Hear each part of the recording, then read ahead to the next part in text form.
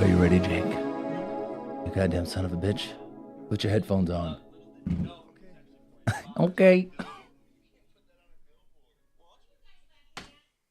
Cause it's time, baby. Wait. We are here. No, Jake, turn that shit off. Jake, we're here, Is man. it time? Yes, it's time. What's It's it time. time for? What is going on, guys? He's been waiting for this. Look at the excitement on his face. I'm just really worried he's just gonna like hit it too hard and bust a bottle or knock a bottle off.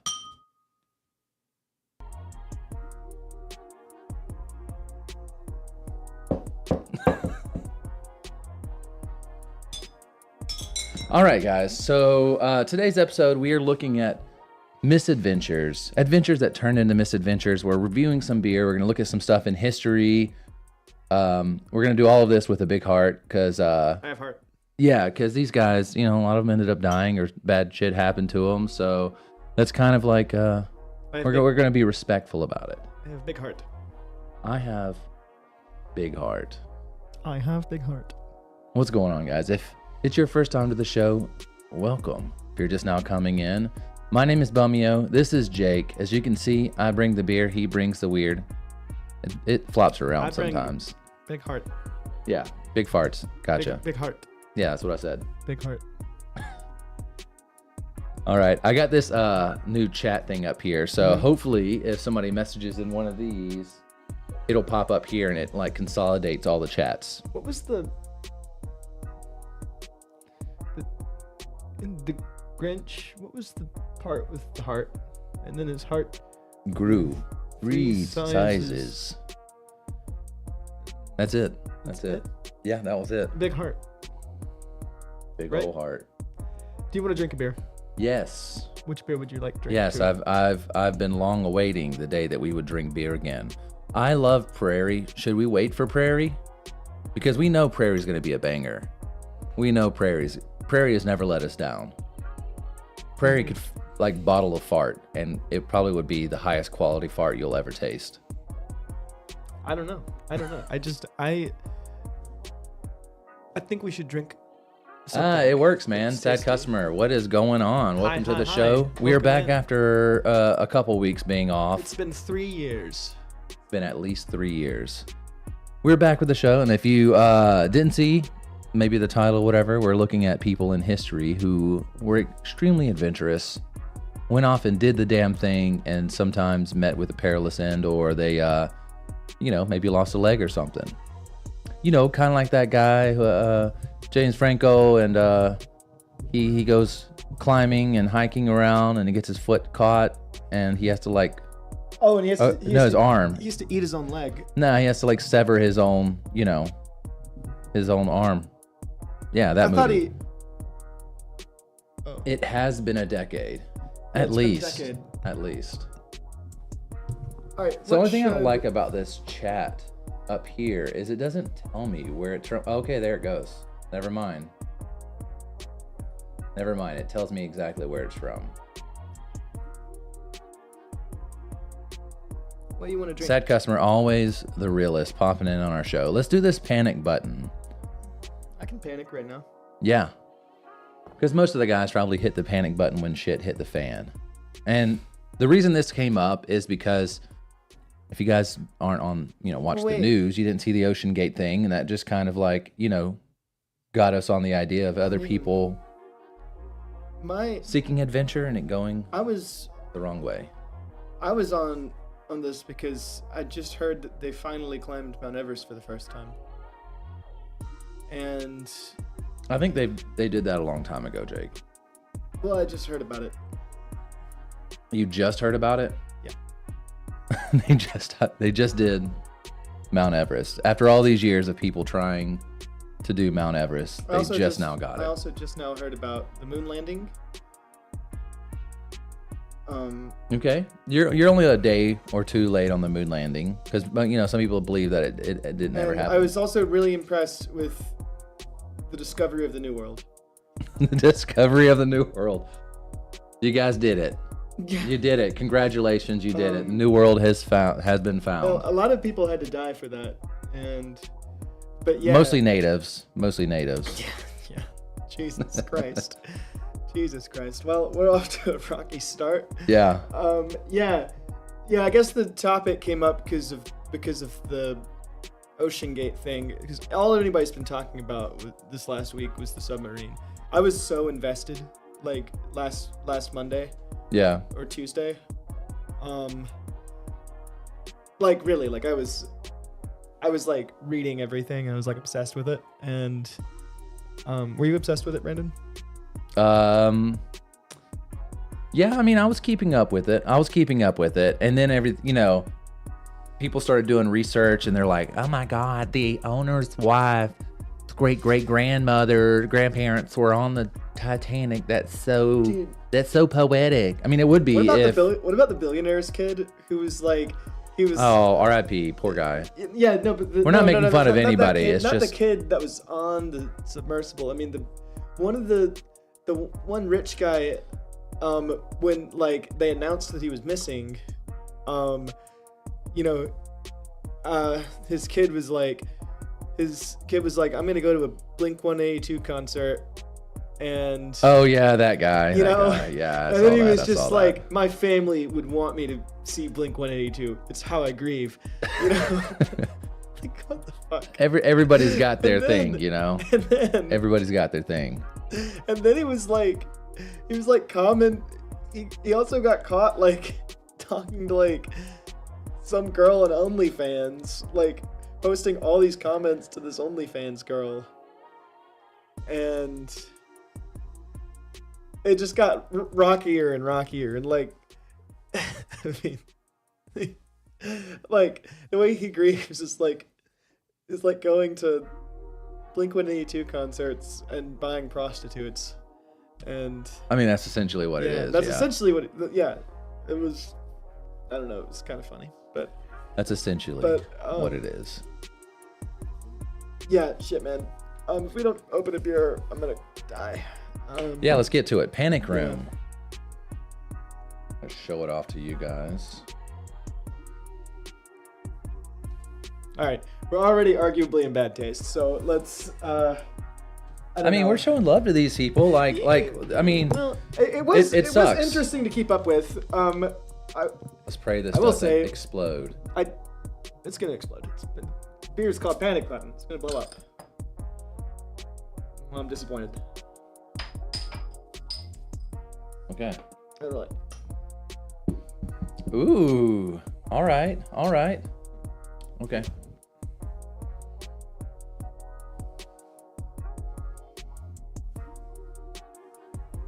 Ooh, this looks like a Flemish red. A Flemish? A Flemish red.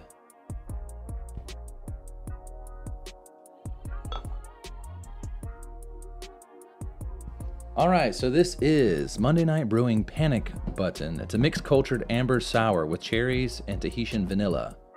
So Monday Night is, well, they're from Atlanta, but they do have a place in Nashville. Yeah, they're brewing in Nashville too. Yeah. So Panic Button is a mixed culture amber aged with sour cherries, Tahitian vanilla. The aroma is reminiscent of cherry pie and toasted oak. With light floral notes, the malt backbone brings a touch of caramel, kiss of chocolate, and ripe stone fruit. Caramel. This fruited sour finishes crisp with lingering notes of fruit roll-ups and Jolly Ranchers. I think that's a copyright issue. 7.8%. Says store it at 40 to 45 degrees in glassware. Let's get to it, Jake. All right. Prost. What do they say in Austria? Cheers, you cunt. Say crocodiles, right? Yeah, something like that. It's Rise of Blights. It's sad and funny. Rise of Blights. Rise of Blights. Rise of Blights. Right. Let's see. Let's turn off all of the great every random notification that I have that turns on. This is okay. All the great adventurers have been Australian. Wow. You know. Fuck. That's got some zing to it. We're not in alcohol, just in sourness alone. It's all right. Yeah. It's a tardy boy.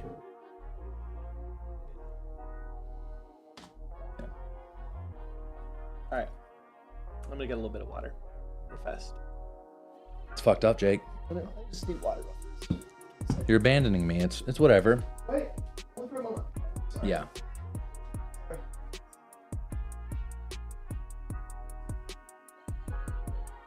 So I'm gonna throw this up on this shelf. Let's see if these gestures work. I probably have this big bottle covering it up. Probably that bottle as well. So, Brandon, what do you think? I think it's this one. What do you think? This one. The greatest. It doesn't work. Okay, I'll go fuck myself. All right. The greatest what? Out of all of the. When was the first time there was ever a misadventure? Ever. The first time. Flapjack. Flapjack? Yeah, Oh, the marvelous misadventures of Flapjack. I haven't seen it. I know. What that is. I know. I feel like. Let's consult the internet. Consult the lay internet.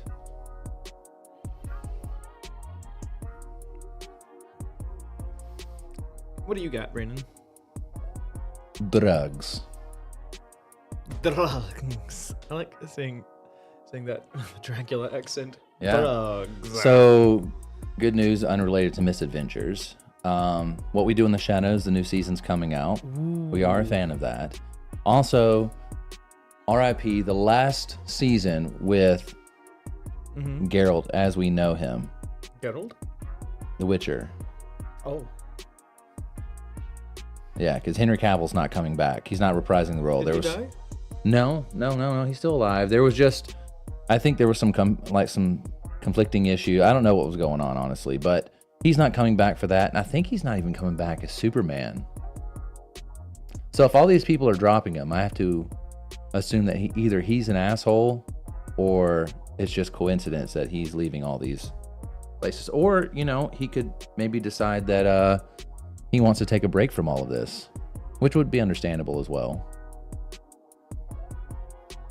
Yeah, I agree. That's Henry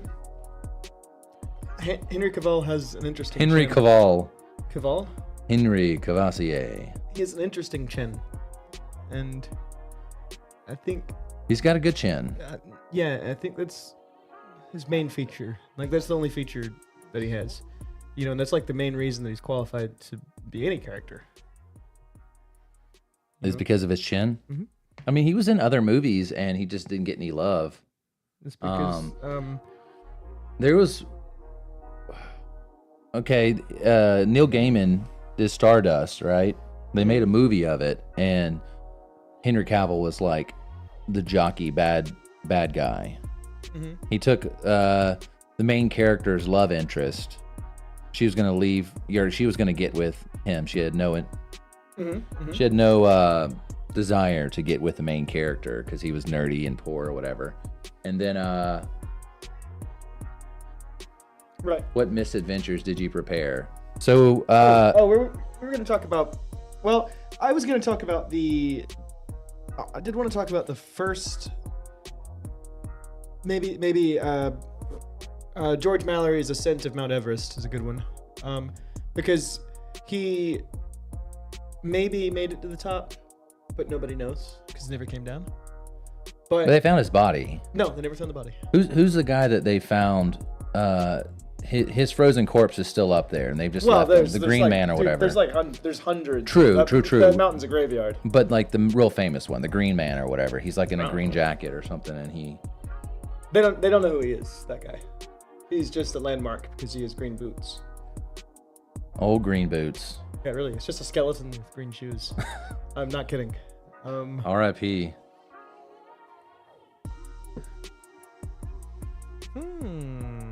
What are you finding, Jake? We could talk about Apollo 11. That's a fun one. Definitely a tragedy. Actually, one that we could talk about would be Challenger. You remember the Challenger? The Exploding Challenger? Yeah, the Challenger rocket. I do. Yeah, that was a bummer. Extreme Adventures, the top 10 stories of real life peril. So there was a couple of these that I was reading. Ernest Shackleton's a good one. Blind Descent, The Quest to Discover the Deepest Place on Earth by James Tabor.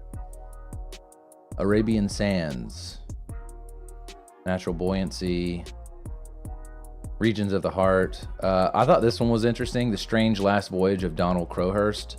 Mm-hmm. It's this guy in 1968 who entered a nonstop solo round-the-world yacht race. Mm-hmm. He had neither the boat nor the skills to tackle such a journey, but he had staked his house, his business, and his pride on winning. It said he appeared to make remarkable progress, but in reality, he never left the Atlantic. His logs record both his fabricated readings and his descent into psychosis. Mm-hmm. Mm-hmm. 8 months after departure, his empty boat was found drifting. Dark. It led to his suicide. You got the crazies. You got the ship crazies. Boat crazies? Yeah. What are they called? Ferdinand Magellan is a good one. What the hell is up, bro? It's been a long time. The globe and then dies, It has been a long time. Who's it been a long time? It's Phil. Phil. From Albany. I don't know if you've ever actually met him. He builds he shreds the hell out of guitars, but he also builds guitars. Huh. How fun. He's actually come on the show a couple times, Jake. Really? Yes, he's like he's commented on the show, like he's popped in. Oh, nice. Very nice. Very nice. What about another misadventure might be, let's see, what's a good one? Star Trek? Yeah. Star Trek. It's in the future, Yeah. I mean, that's all just misadventure.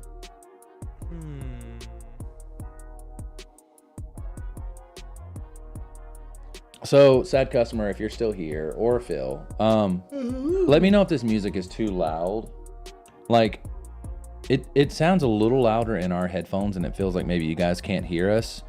But when I did the recording earlier to test it all, it seemed fine.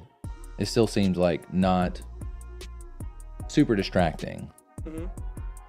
So I've had a problem with my Stream Deck recently. So I can play stuff like that fine, no problem. But if I click on something that is an audio file that I've put on the Stream Deck, which there's an option for that, you can bring in your own MP3s. So like The Price is Wrong or like Emotional Damage or any of that kind of Zelda sounds. If I click on that, it will freeze the Stream Deck, and it will close. Oh shit. So that means all of these sound files that I have down here that were like our background music, all of those would freeze it up, and I just had no idea why. So we don't have any noises tonight. We do. Oh, I mean, I've got all of these. Oh. I've got these, but your favorite, Lord have mercy, I'm about to bust, stuff like that, it will cause it to freeze up. Why? I don't know. That's great. That's great? Yeah. That's it. That's the best thing that's happened to us in a long time. No, I hate it. All right. Wow. I need to finish my drink. Touching the Void by Joe Simpson. The Void? Yeah, it says Simpson's account of how he dragged himself to safety after being left for dead in a crevice in the Andes has justly become a mountaineering classic. Powerful story of survival and extremes, conveying with the brutal honesty of the physical and psychological horrors of the 3 days spent in appalling pain, dehydrated and hungry, and hunted by the thought that he would find his base camp abandoned. The harrowing tale, although Simpson noted that... Harrowing tale. Yes. Harrowing. For me, this book still falls short of articulating just how dreadful some of the lonely nights and days were. Simply cannot find the words to express the utter desolation. Yeah. Ice flow, nowhere to go. Ice flow, nowhere to go. Where does it go? Lost in the blinding whiteness of the tundra. Right?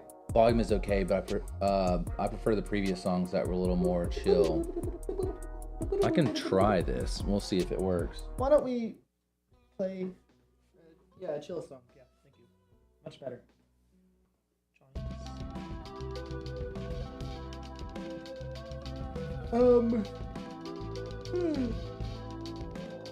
Wow. That might cause this to sorry. crash. It seems like it's fine. Mildly sleepy.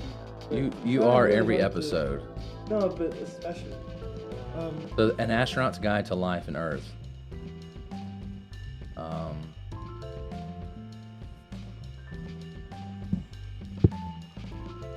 All of it's adventurous.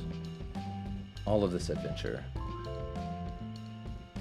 I like it. Douglas Mawson's Arctic Journey. These are the worst trips in the world. National Geographic posted this. Okay. Seeking adventure or escape wasn't without peril, even before the coronavirus pandemic stilled travel. Some trips don't go as planned in dramatic ways. Food poisoning pauses your sushi tasting tour in Tokyo. A trip on a trail in Yellowstone results in a broken arm. A pickpocket complicates your museum visit in Paris. Let's see. Waylaid by water. In the Kingdom of Ice, the grand and terrible polar voyage of the USS Janet. Ooh, Kon-Tiki. I love the Kon-Tiki expedition. Kon-Tiki. Yeah, you know Kon-Tiki? Okay. In 1947, I don't, so I'll learn about it Oh, here. I'll tell you all about it. I've read the book Okay. many times. All right, so there was like Tell us, an Jake. adventurers club, you know, back in like 1940s or whatever. And Yeah. it's all these scientists and they're really adventure-y. And, They're real adventure-y.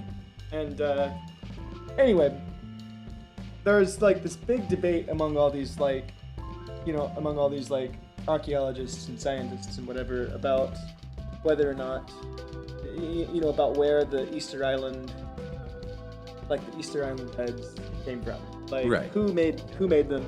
Why is the architecture so similar to what's in South America? It's so far away.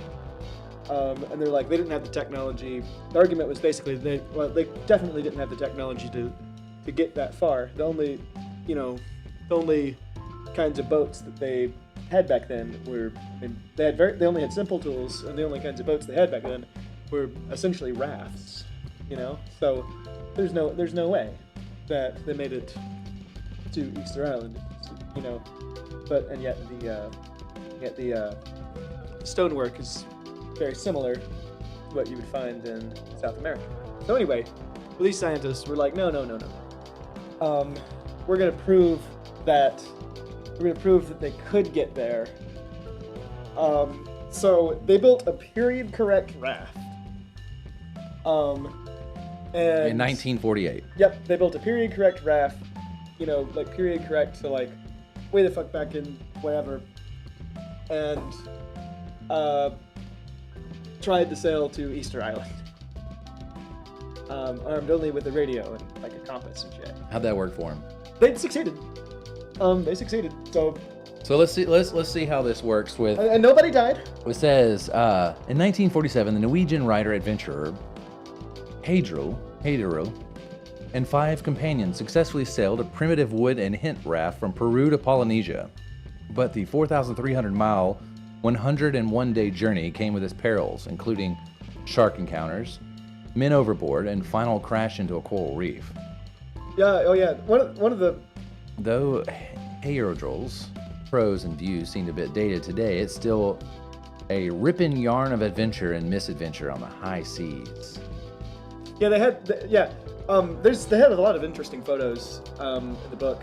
Like, one of my favorite things that they did was torture sharks. That's terrible. No, I'm really not kidding. It was kind of. It's actually pretty fucked up. But what they would do, is they would like bait. Like one guy would be at the front of the raft and bait a shark, essentially, and somebody else would be on the back of the raft. And then like when the shark swims up to take the bait, somebody just grabs it by the tail and pulls it out of the water. And they just kill it and eat it? No, they didn't eat it. They just took it out of the water. Oh. It's just fuck with them. Yeah. Slap them on the butt and send them back in. Yeah, it was funny. They did it a lot. They would just pull like full fucking sharks out of the water and just pose with them. I mean, you got to do what you got to do. Apparently, they had a camera with them as well. Yeah, they had a camera. Yeah, so They radio compass camera, that kind of necessities. What they do for food and water. I mean, they It's 101 day. They boiled water, basically, and I mean, I have to read up on everything. I mean, they boiled water. They caught fish. You know, I mean, it was essentially just a raft with a tent on it, though. Pretty cool. Like, I'll pull up a photo. I read this book in high school. Yeah. The historic account of it. This one in 2021 is titled Madhouse at the End of the Earth. And, okay, so I guess it was written in 2021, but it happened in 1879. Adrian de Garlish, I can't pronounce that. It's okay. He set sail aboard the Belgica, chasing dreams of being the first to reach the magnetic South Pole. After a number of setbacks, he stubbornly pressed on, trapping the ship in the frozen sea. Facing months of darkness, illness, madness, crew members Frederick and Roald hatched a risky escape plan. Today, the isolation endured by the crew is studied by NASA scientists for future missions to Mars. River of Doubt, Theodore Roosevelt's darkest journey. This sounds amazing. If it's got Theodore Roosevelt, it's already interesting. Tiki raft, man. Oh, that's pretty good size, man. That's pretty good size. It's period correct. I mean, that's pretty good size. For the Pacific Ocean, it's a fucking raft. I mean, it works. It works. Yeah, it would work. You know, don't run into a storm or get capsized. All right, this next one is yours, Jake. The River of Doubt by about Theodore Roosevelt's darkest journey. A delightful holiday, thought Teddy Roosevelt about his upcoming Read it so trip. people can understand you, Jake. A delightful holiday, thought Teddy Roosevelt about his upcoming trip to chart the Rio de Duvida, a tributary on the Amazon River. But the 1913 through 1914 expedition, led by renowned Brazilian explorer Candido Mariano de Silva Rondon, was doomed from the start. 3 men and half the pack animals die. Fucking pack animals. Roosevelt nearly succumbs to malaria. His son Kermit. Narrowly escapes drowning. It's because he's a frog. Flesh-eating piranhas, poisonous snakes, and murder add to the epic misadventure that ultimately changed the map of Brazil. How quaint. How quaint, indeed. Name your son Kermit. Kermit's a good name for a children. All right, we're going to get into some more of these, but we're going to hang out and then drink this beer some more. Yeah. So this does taste like a Flemish red. It's an amber. It's all right. It's a wild cultured amber, as I remember it. Yeah, it's good. It's tardy boy. It's tang. Yeah, it's not bad. Smells not great. Whew. I can't place the smell. Maybe I had something in my nose. It's better now. It's better. Maybe I had something in my nose that stank. Because whenever I did a little hard snippy, it was good to go then. Wow. Frank, what's going on, man? What? Frank Wynn popped in. What's Frank. going on? Hello, Frank. I miss Frank. Frank. Yeah. All right. Terrors on the terra firma. Let's see. Terrors instead of firma. Bad Tourist is the name of it. Misadventures in Love and Travel by Suzanne Roberts. In this collection of essays, Roberts recounts her adventures while traveling mostly solo to 15 countries. Along the way, she navigates mishaps both large and small, from dangerous mudslides in Peru to tricky romantic entanglements in Greece. This is just the synopsis. It doesn't tell us anything about the actual Each story. experience offers a chance to probe her inner bad tourist as she wrestles with issues of privilege, cultural blind spots, and her own insecurities on a journey to self-discovery. I want to hear about how you died. Ooh, Death in Yellow Zone. There we go. If you guys are interested in stuff like this, there is a podcast that Alicia loves listening to, and I like it as well. And it's called National Parks After Dark, and it talks about various murders and deaths and just crazy things that happen in national parks. And they have a whole podcast about these things. Kind of like this death in Yellowstone, accidents and foolhardiness in the first national park. All right, let's not read any more of these just now. Just yet. No, yeah. Just yet. These seem like we'd have to. I mean, there's some decent ones. We should pick one and go into detail if we're gonna, because some of them read like they're just like the back of a book, you know? Yeah, well, that last one wasn't great. Yeah. It sounds like it's a promotional book, but this is National Geographic. Yeah. Oh yeah. So that's fine. there was this story one time. It was actually I think it was on National Parks After Dark, and I thought it was so interesting that I ended up looking up a lot of stuff on it. And it's just this guy who is a wildlife photographer who does mostly bears. And most of the national parks he actually either was banned from or he was kicked out of because he would get a lot closer. Like certain things you need permits for, and he would go there kind of illegally. So he was getting a lot closer than what was recommended, like way closer to these bears to take photos of them and like document their moving, their migrations and such like that. But he's getting way too close. And I think he even had his girlfriend along with him, and she kept trying to bail a couple times because she didn't feel safe. But long story short, him and his girl get attacked by a bear. And normally bears aren't really super, super aggressive unless they're hungry. Right. Usually. Depends on the type of bear. But anyways, so the guy's getting attacked by this bear, and he's got his camera on him, and I think he's recording audio and video, and this bear's attacking him, and his girl runs off to seek help. She bolts out of there to seek help. And by the time that people actually came back, they found like pieces of him, and then torn up like clothes and the tent and things like that were all janked up. And then they found the bear. They had to kill it, sadly, because that's usually what happens when people get too close to animals and animals hurt them. They end up killing the animal, sadly. It's people called Taurons who get to... Taurons. Tourist morons. Oh. Taurons. Yeah. Makes them sound like an alien. Taurons. Yeah. Yeah. So they ended up killing this bear, and they found all of this like undigested man inside of the bear. Sad story. I think the bear was a bit older as well, and maybe it was getting ready for hibernation, and it was maybe a little too... It wasn't quite as prepared as it should have been for hibernation, so it was super starving, and this dumbass dude was just like not throwing shade because he was loved by a lot of people, especially his photos. But yeah, he got tore to hell up. What do you got, Jake?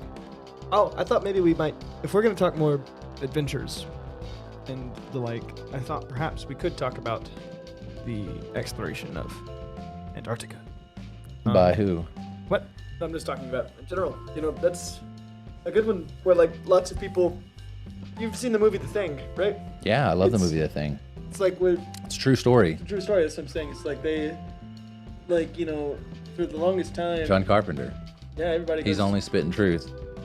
They go down there to Antarctica, and they get eaten by the fucking alien guy. I like The Thing. Yeah.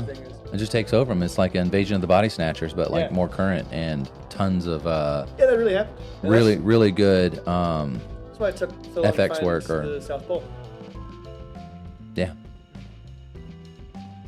It's true. 100%. Tell us a story, Jay. Well, tell us a story. Be a raconteur and tell us a story. There were several expeditions where basically everybody died. Yeah. I think there was a bunch of unsuccessful expeditions. But trying to find, there's one particularly bad one that I was gonna look up. I don't think it was Shackleton. I think his succeeded. Was it Nimrod expedition? No, that was Shackleton. Damn it. What's Well, I funny can't though is find there's a it. Shackleton that Uh-huh. is in the Mighty Boosh. The ice flow, nowhere to go. He's Shackleton? Yeah, the guy, there was a guy named Shackleton that he was looking for this egg of Mutumbi or something like that. It's a reference to Shackleton. Yeah, he's looking for this egg, and they found him. They're looking for him, and they're trying to find this egg that's supposed to be like basically a big stone, think of like a massive diamond or sapphire, like a size of an egg, or sorry, size of an ostrich egg. Anyways, I think they called him Biggie Shackleton or something. And they go out there and they end up finding his body, and he's frozen under the ground. And then they find his words, the last words that he spoke, were frozen as well. You know, so they had to thaw it out. Right. And as they threw it in the boiling bucket, it'd be like, the egg. And they're like, all right, the next piece. I remember this. Yeah. Is. And then, you know, they throw in the last one, and then Vince Noir, his phone goes off. Like right when it's like, yeah, come on, Tommy, and send the last bit. So it's like, I don't know, it's a funny little skit. I love that show. Yeah, I like that episode too. I think the guy's name was Biggie Shackleton. I think you're right. Yeah. What's this guy's name? What Shackleton? What? Ernest Shackleton was but Abdenson was the Norwegian explorer. Abdenson was the guy that actually got to the South Pole first. In fact, like the research center that's at the geographical South Pole is Abdenson Scott. Okay. Because he discovered it. He died. Well, did he die? I don't think. No, he didn't die. He's never died. He dying is not an option for him. Is it all right, so I'm looking at this beer. This is a barrel-aged dark Belgian strong, aged for 18 months on raisins, dates, and figs. It's 13%. This is going to be a boozy boy. Oh, and right. It's got all these mountains and summits on it. Wiseman's View. I found the one that ended in tragedy, finally. Tell me of the tragedy, Jake. There was two groups, two expeditions. There was the Norwegian expedition, right, that arrived... they arrived like a month before Abdenson Scott. And, okay. And they were like, shit, you guys won, And then Abdenson returns successfully, right? Okay. But then Scott's entire team dies on the return. Because the thing. Is that it? That's the whole... No, so if you want to know the whole story... Yeah, I'm trying to hear it, man. I will tell you. Let's see. Let's find it.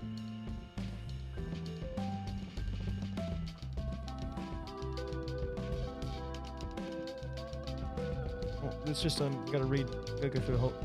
Penguins! Penguins! I found penguins! I found penguins. Brandon, put penguins on the screen. No. Screen. Penguins. Please put penguins. Please put penguins. All right, give me a second. Please put penguins. I love penguins. But what? No, I can't put penguins on the screen. The screen. Screen. Yeah, we don't have a green screen behind us, so it would cover us up completely. Just copy and paste a penguin and just put it here, I don't have that. I want to support a doggos. Check out his channel. It starts in 5 minutes. Okay. Yeah. Penguins.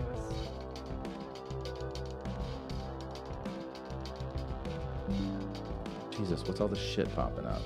The message was removed. Oh, yeah. Because whoever that was doing shady shit, I'm sure.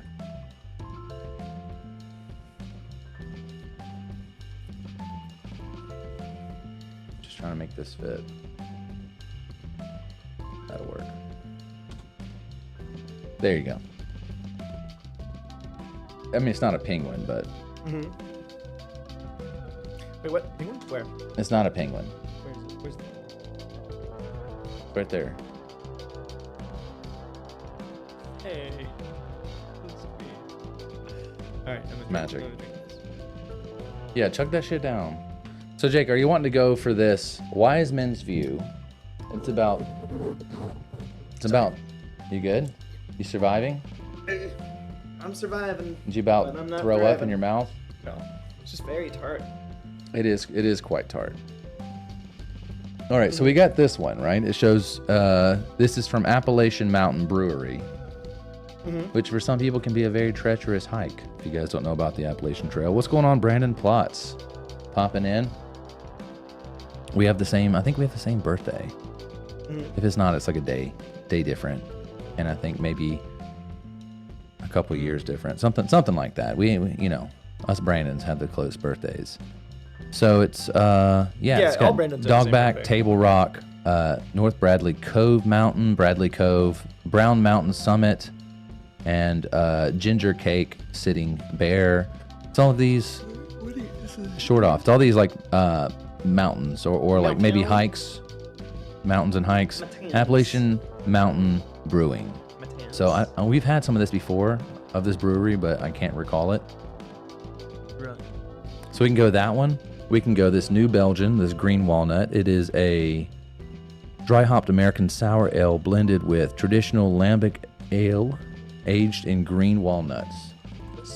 So you want to go sour, stout, sour, possibly stout. This is a stout. Yeah, this is a stout. I think this is strong age. It's a Belgian strong. Wait. Belgian strong? Yeah, Here, that's fine. you get to do the work.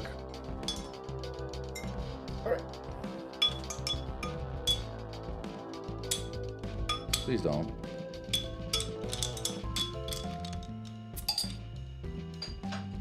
Worked. Yes. Oh.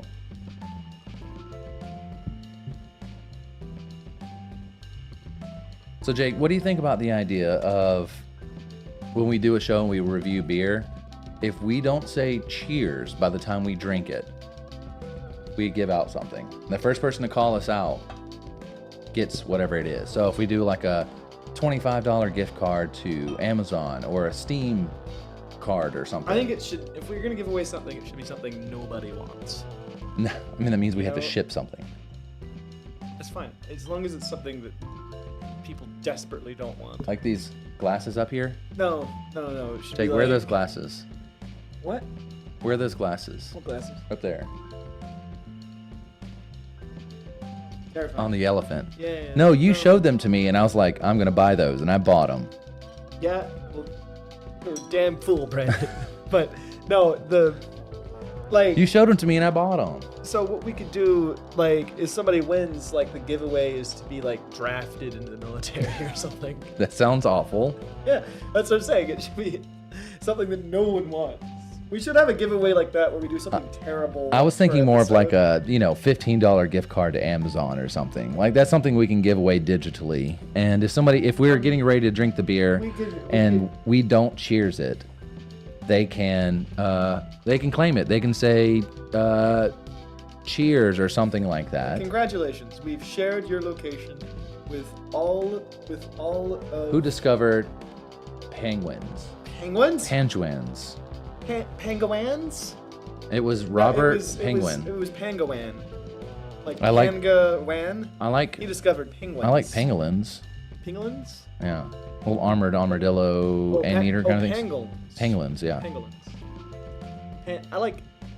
I just like penguins. They're just Okay. They're really good. You know, they're just like one of the only good things that are. Am I right? Penguins, Brandon. Penguins. So, yeah, that's the only thing that I care about. It's the only thing I care about. The only thing you care about is penguins. Why is that? It's because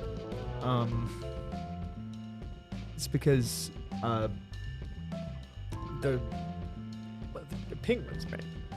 That's why I care about them. That's completely ridiculous. Is it? Yes. Let's drink the beer, Jake. Fucking Two flightless birds. cheers. Ooh.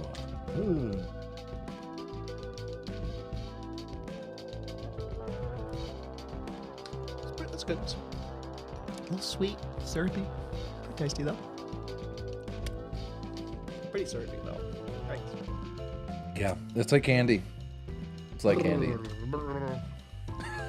It's alright. It's like candy. Just like candy. Away you walk. Sorry. Yeah. Let's All right. Nikola Tesla. What do you think? Wasn't he a cool dude? Yeah. He discovered Porn. oranges. All right. Next up is from National Geographic's website. These are the worst trips. Oh wait. I figured, while we're drinking a beer, might as well. Right, go ahead. Death in Yellowstone. Accidents and foolhardiness in the first national park. The park is not Disneyland. Rocky Mountain version says Whittlesley, a former NPS ranger who meticulously reported Droll book catalogs the numerous ways nature can kill you in this grand expanse of Wyoming and Montana. There are fewer bear attacks than you expect, but readers may find themselves newly terrified by Yellowstone's hot springs. They can boil you alive. And bison, fuzzy looking, and opt to charge you and gore you. I wanted more stuff like this. Wilderness idiot. Lessons from an accidental adventurer. What? Lassos and Great Adventures. Desert? Mishaps in the mountains. I've been reading up on Scott's South Pole expedition. Okay. I Tell can me give about you that. the synopsis if you want it. Yeah, I want to Right, hear okay, it. so they make it to the South Pole, right? They meet Abdinson's team, right? They Okay. arrive. Abdinson beat him there by like a month, right? A month. And was just fucking kicking it there. And he was like, "Sup, losers!" I win, and he went back after boasting about it, right? And they go their separate ways. Actually, probably, most likely, Abdinson just left like a Norwegian flag that said "fuck you, Brits" or something. Yeah, that sounds right. And that's how. It's very Norwegian of them. Yeah, and that's how Scott's team knows that they lost the race, right? And that's most likely how that actually went. But So that's the adventure. Where's the all right, misadventure? so Abdinson's team, they get back no problems. No, the way the expedition worked, which is critical to understanding how what went wrong. Okay. The way this works, they have like dog sleds, right? And they have a supply of like fuel because you know there's nothing to burn out there. Okay. So they're essentially like burning oil to stay warm, right? I mean, this is 1912. They don't have electricity, you know. So they're like burning oil to stay warm, right? And so, but they would have to carry too much stuff to just carry all of the oil for one trip. You can't do that. So it's basically how it works is it's several teams working together, right? Okay. And you know, and basically they explore out and they leave enough oil for 2 trips, right? They march out like a couple of days, right? They leave oil, right? And they return, and they get more, and they go back, and they leave more, Okay. and so on, right?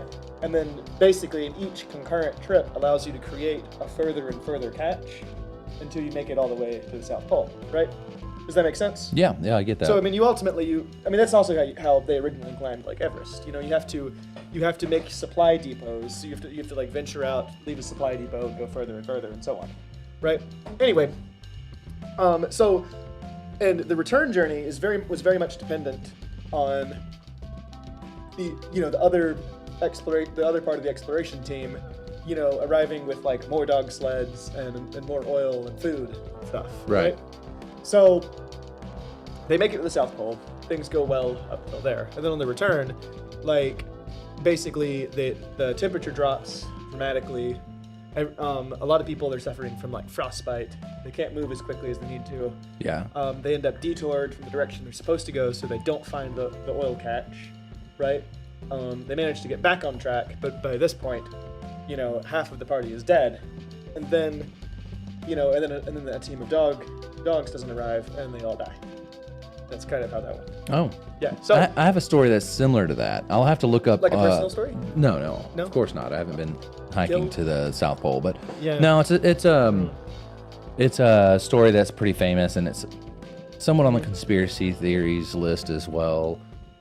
Shit did happen. A lot of people did die, and yeah.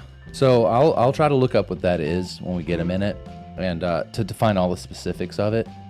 But right now I don't have it. I'm gonna read the sad customer's message. Oh, okay. Or let us select a weird drink from a list as prize, like carrot juice or something like that. So I don't know how to select prizes on Amazon. So I guess these are things that you.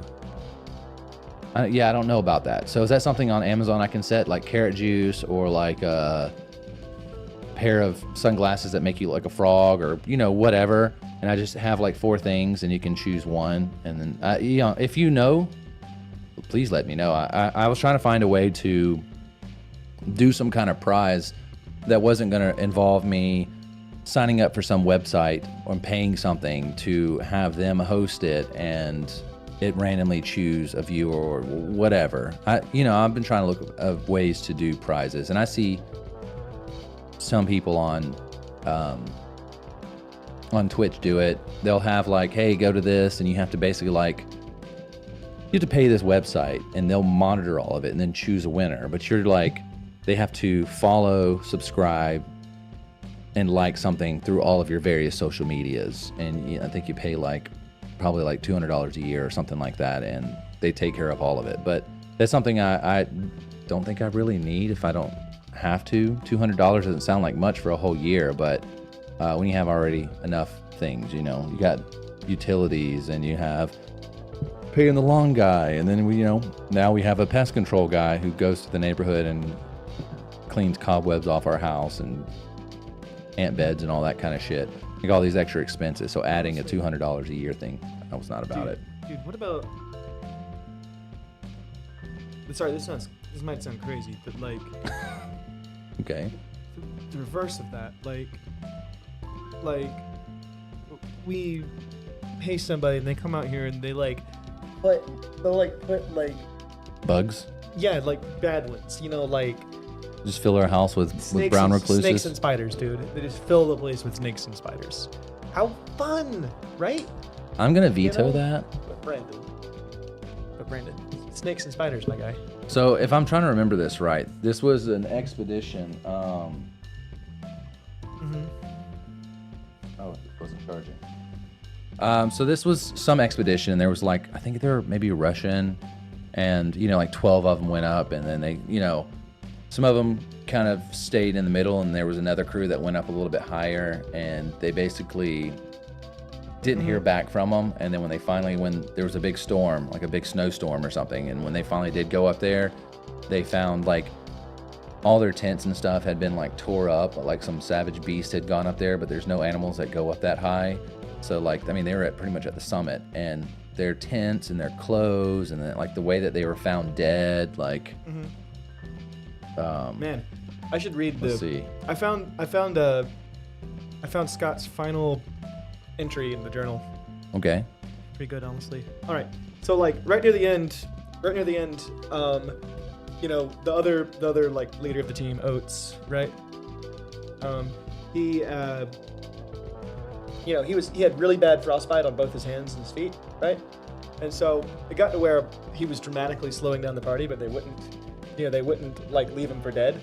Right. And so he committed suicide so that they wouldn't have to leave him so that they could advance at a normal pace, right? He literally just left the party at night and left a note and walked out into the ice, never to return. Which is honestly a great way to kill yourself. You know what I mean? Yeah. I mean, you just chose to freeze to death so the rest of the party might have a chance of surviving. Fucking dark. Anyway, 11 miles is they get to one of the depots and one of the caches, and they realize, they have 11 miles to go.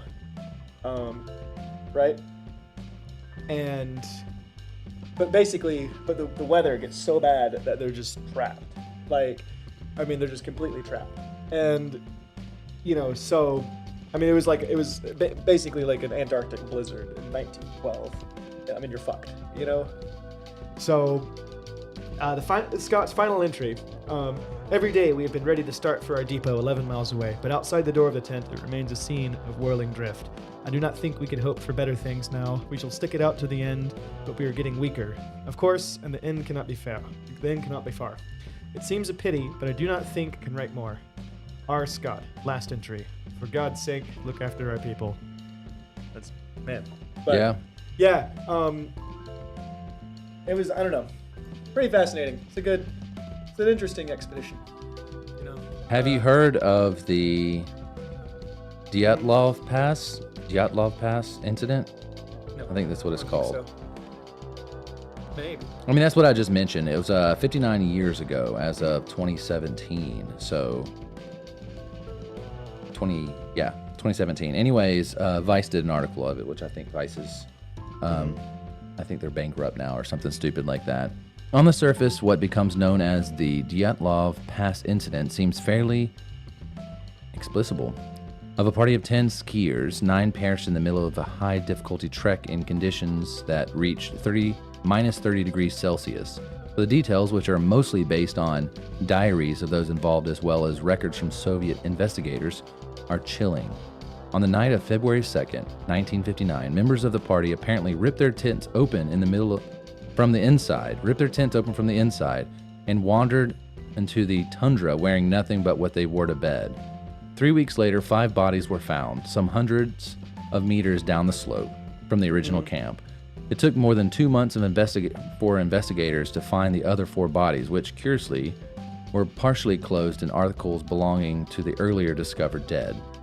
So, they found tents that were ripped apart from the inside. They found people frozen dead in their night clothes. They found the other 4 dead months later in the clothes from the other guys. Despite that, a heavy internal trauma. It says a test of the clothes found high levels of radiation. Gotta love that. That's terrifying. Yes, despite that, the heavy internal trauma, including fractured skull and broken ribs suffered by some of the members of the party. Russian investigators reported that they could not find evidence of foul play and quickly shut the case. The group was made up of students and graduates of the Ural State Technical College, all of whom were experienced in backcountry expeditions. The trip, organized by 23-year-old Igor Dyatlov, was meant to explore the slopes of the mountain of the northern part of the Ural Range. It started at January 28, 1958. Yuri, the only member of the expedition to survive, got sick before the crew made it fully to the backcountry and stayed behind in the village. The other 9 trekked on, and according to photographs developed from the rolls recovered by investigators, the crew set up camp early evening on February 2nd on the slopes. Right. The mountains, I said that mountain is known to the local indigenous Mansi tribe as Kolat Siakul, something like that, which supposedly translates to Mountain of the Dead. That's fine. Although with a tale like this, I'd take something so perfectly creepy with a grain of salt. Still, the decision to camp on the mountain slope makes little sense, especially for a group of people who are experienced. The group was reportedly only about a mile from the tree line, where they could have found at least a bit more shelter in the sub-zero conditions. They didn't appear to be strapped for time, and setting up camp on the face of the mountain rather than within the nearby forest is questionable, although not indefensible. Dyatlov probably did not want to lose the distance they had covered, or he decided to practice camping on the mountain slope. So yeah, all kinds of weird shit happened. Like I said, the tent was ripped up from the inside. People wearing other people's clothes. People found, almost half naked in their sleeping clothes. High amounts of radiation. Yeah. Seems like a party. The Russians were not playing. That's fucking crazy. And it says, so I was on another website, and it linked me to this website. And it's from the Smithsonian. And it says, have scientists finally unraveled the 60-year-old mystery surrounding the 9 Russian hikers' deaths? And it kind of goes into detail about that. But yeah, it's Some people were talking about UFO sightings. Ooh, dude, I love UFO sightings. All right. Let's all right. see. So, Let's see. One of the Russians' most enduring mysteries, spawning conspiracy theories as varied as military cover-ups, a UFO sighting, an abominable snowman attack, radiation fallout from a secret weapon tests, and clash with indigenous Mansi people. So a lot of things, a lot of curiosities. I thought you would make it very uncomplicated and put the item selection just on paper. So curious about this. That's interesting. So Jake and I, let's say we choose 3 things, right? Let's say we choose, like you said, carrot juice. We choose some Being drafted into the military. cursed glasses or something somewhere. We choose 3 ooh, items. dude, We choose 3 items, You should and look up cursed items on eBay. Like you can buy like literally cursed. I'm pretty shit. sure that those glasses were under. Anyways, The elephant's definitely cursed. So we hold up- He's no doubt about it cursed. we hold up 3 things. Basically, whoever wins, they can choose one of them. Is that correct? And do we just buy it and have it shipped to their address? It would require us, I think, to Jake, please stop. It would require us to ask this stranger for their address, which is strange. Is it I think strange? probably is better just to do a gift card. But you know, if you have another way to go about doing that, maybe you can set up some kind of prize thing through Amazon, and you go ahead and pre-purchase it, and then you allow access to only one person. Maybe it gives you some kind of code that you give to them, and they can have it sent to them, and they put in their credentials, and you'll never see it. I don't know. Never gone through that before. Yeah. Well, no, this one right here is very, very sweet. It's pretty sweet. Yeah. And it's A lot Strong of- Boy, a lot too. Of beers are unbalanced like that, you know. So this is Wiseman's View. It's a barrel-aged Belgian strong, aged for 18 months in raisins, dates, and figs, which probably explains the That sweetness. explains it. Yeah. It's 13%, and it's from Appalachian Mountain Brewery. Where are you from? I mean, obviously the Appalachian Mountains, but Boone Creek Drive, Boone, North Carolina. So Yeah. this is. You know what's funny about that? That's one of Austin's beers. Is it? That's where he works. Oh. It's good. Yeah, nice. We should have gave him a shout out, son of a bitch. Son of a bitch! No wonder. Austin, thank you for the Yeah. beer. He made this then, right? Yep. Probably. I don't know. He's the head brewer there.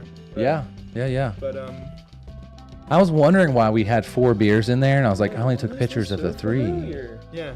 Yeah, that That's, makes sense now. I thought you would that's drink not the what- carrot juice on stream. That's not why Oh, you're their saying victory is us. you're saying it's a punishment. Oh, that would be kind of interesting. Like if you win the prize, You choose our punishment. Brandon joins the military. No, not quite like That that. would be great. Can you imagine? All right, the prize is like we go through boot camp and then drop out after boot camp. What about Honestly, I mean, you can do that, right? You could go to like the 2 or 3 week boot camp and then like be like, you know what, guys, the military's not for me. Like, I think you get I think a chance at the end to like. I think a punishment system would be fucking hilarious. dude. Honestly, it would really be funny to let's take off work just to go to boot camp with no intentions of joining the military afterwards. What do you think? I'll pass, Jake. Come on, Fred. Think about it. That sounds I'll hilarious. pass. Sounds hilarious. But we can have something like prune juice or some kind of laxative, or maybe you get shocked by this Jake's taser lighter, Ooh, that actually, or it will zap you. I've done it. or Before. you let the other person slap you in the face. And this is like 3 prizes. They're punishments to us, but Jake, we'll discuss them and put them on a sheet of paper Cut off, and then like the last digit of your pinky and the next song. pass. And But then preserve it. I like where you're going, sad customer. The punish system. If we don't cheers it. But honestly, we're so good about doing that. The only time we'll take a drink without cheersing sometimes is when we have guests on, and not guests on like from the Beauty and the Beast. Gaston. No one's slick as Gaston. No one's quick as Gaston. No one's hair's incredibly. I don't. No one's hair is as incredibly thick as Gaston. Something like that. There's not half as manly, perfect, a pure paragon. Not a bit of him scrawny or scraggly. Gaston. Yeah, something like that. Yeah. I fucking love I'm Gaston. especially good at expectorating. 2 points for Gaston. Drink the fucking beer. Let's Cheers. move on from it. Something like that. It's good. Buzz cut. Nah, those are pretty rough, man. Those are pretty rough. I would do a buzz cut on the stream. I don't even give a fuck. I'm not even kidding. I'm really not kidding. Only thing is like we're so good about cheersing each other, like, Shit, man. and you can only, the cheers is only applicable when we open up and we're taking our first sips of a drink. That's the only time it's applicable. Why don't we pick our own punishments? Something that we're okay Like with. something, yeah. It's gotta be something that might suck, a little bit, maybe, but it's something we're okay with. Like I would, for example, one for me that I'd be okay with. I will cut my hair with a goddamn machete. Be great. I will let you cut my hair with a machete. See, I don't know if something like that is against Twitch. Is it? No, you just pull your hair up like that, and You're literally it off. scalping yourself. Yeah, great. But I think that like it's cinema gold, baby. I think that like I don't know Twitch, but I know you can't really do you can do violence through video games, but no I blood. think you can't do blood, and then you also I think that you obviously can't do racial stuff, but machete's not inherently violent, though. no, it's meant to cut We'll just do cut things, We'll do like not people. We'll do like a friendly machete, like. We'll have, Friendly machete. It's got a big smiley face on it. We'll like, hi y'all, how y'all doing? Y'all ready to cut some stuff up? yeah. I know I am. I'm gonna cut it up. We'll make like a pride machete. It's just like it's like. Why'd you assume that the machete was gay just because I was talking like that? No, I just think Jake, a gay machete just sounds like it could have been just a super southern. I want. Hey, how y'all doing? How's your mom and them? I think a gay machete sounds hilarious. like we just like it's a gay machete. We like paint it rainbow and do like a fuzzy handle. Twitch can't possibly think that it's violent if we do that. I mean, come on, that's perfect. So we'll do. So anyway, one of the things I'm okay with, I will cut off my hair with the pride machete. Don't care. Brandon, what's one you'd do? So what if we had our gay machete, right? Because we support the community, LGBT community. But what if we got? I like machetes. What if we brought it back to the Fruit Ninja thing? I also like machetes. And we made sure we had a watermelon. Yeah, if that was okay, then the machete's got to be. Well, okay. no. What I'm saying is that we had a watermelon, and let's say that sad customer was the one, or let's say that Phil was the one that, we'll get a piece of paper and tape it to the watermelon with their name on it or their handle, and we'll use the gay machete to chop it. Done. Only thing is there's a lot of electronics. Maybe they'll have to wait until the studio's built and all of the. We have like a proper table that's designed for it. Right. Ooh. Because I think all of this stuff will be you can't see it, but all of the keyboards, the stream deck, all the monitors will be like off the table, so we can like hack away at this watermelon or fruit or whatever and not have to worry about messing anything up. Is that customer? On that note, sorry, were you here for the Fruit Ninja episode? Because we definitely took katanas and started cutting up watermelons and stuff, and it was pretty great. It was fun. It was fun. There's still dents in Jake's bench from where Jake's like, you know what? Let's not hit it too hard. Let's go easy. And then Jake's like, wow, and you hear the bench just like slides in half. No, but anyway. He's like, boom! Did it even cut? And then all of a sudden the watermelon goes. Yeah. So, what about? Says I think you should be fine with the machete as long as you don't threaten anybody with it or there's not blood on the stream. So I think if I had let's say you won the contest and we had to put the watermelon, we used the gay machete and we had your name, sad customer, on the front of the watermelon, we cut it in half, would that be a threat? And also, would we be bigots for having a gay machete? No, I think the gay machete is great. So, all right, I'll name 3 things that I'm okay with. Right? For me. Butt stuff. No, that's not where I was going. Okay. All right, so 3 things that I'm okay with for if somebody wins, they get to pick which one I go with. Yeah. Or whatever. All right, so one of them can be the pride machete haircut. Another one can be hanged by the neck until dead. No. Good. No. What about Something that you would dislike. So let's say tarred and feathered? No, like wearing those glasses up there for the rest of the stream, For the rest of or your life. no, for the rest of Forever. the stream. Forever. What about Something that's maybe would be more of a punishment. maybe I could. Should be fine. I just don't understand why having a name on the watermelon adds to the fun. I don't know. It maybe adds to it, like exclusivity. You know, with you winning it, there's your name on the front of a watermelon. I was trying to find some way instead of, you know, when somebody subscribes to your channel or they follow you, that something pops up on the screen with their name and it's meant to be like, thank you for following. It's kind of like that. That was kind of where I was going with it. But it could be malleable if you have a better idea. So if you're British, what are biscuits to you? Biscuits are Crackers. cookies. Crackers, Right? yeah. Cookies, yeah. Biscuits are cookies, right? I was reading more on the notes of this Antarctica expedition, right? Yeah. And I found the ration card, basically, like what they were. It was just biscuits. Like it was all biscuits. No, it was 3 cases of biscuits and as much dog food as you can send. I'm not kidding.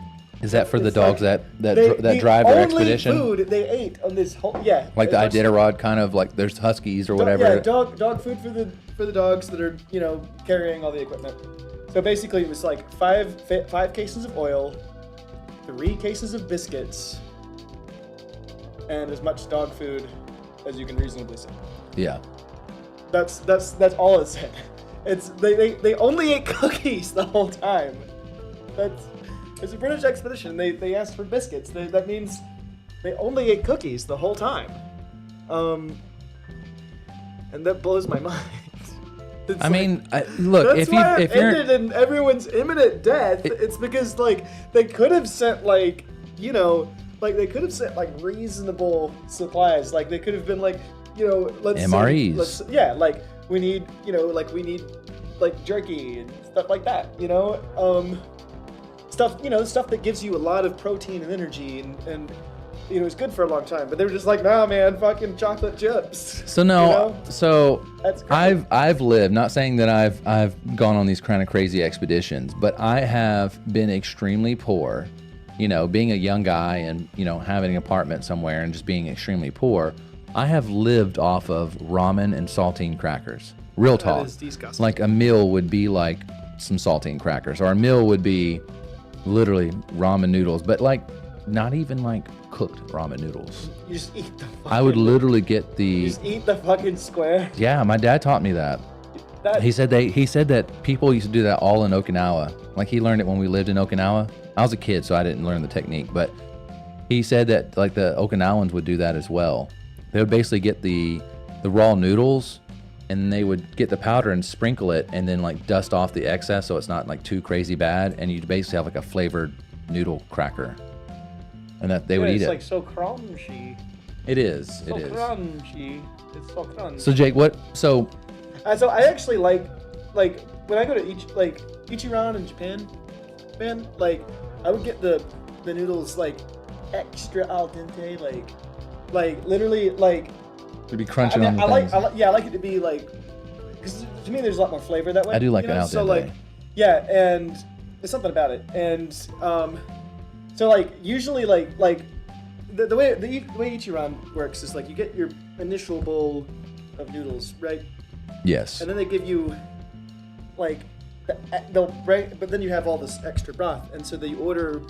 It's like 100 yen. It's so fucking cheap, and it's like 80 cents. And you get your extra thing of noodles. Right. Right. But I would order them as al dente as they would let you. How would you say that in Japanese? Fuck.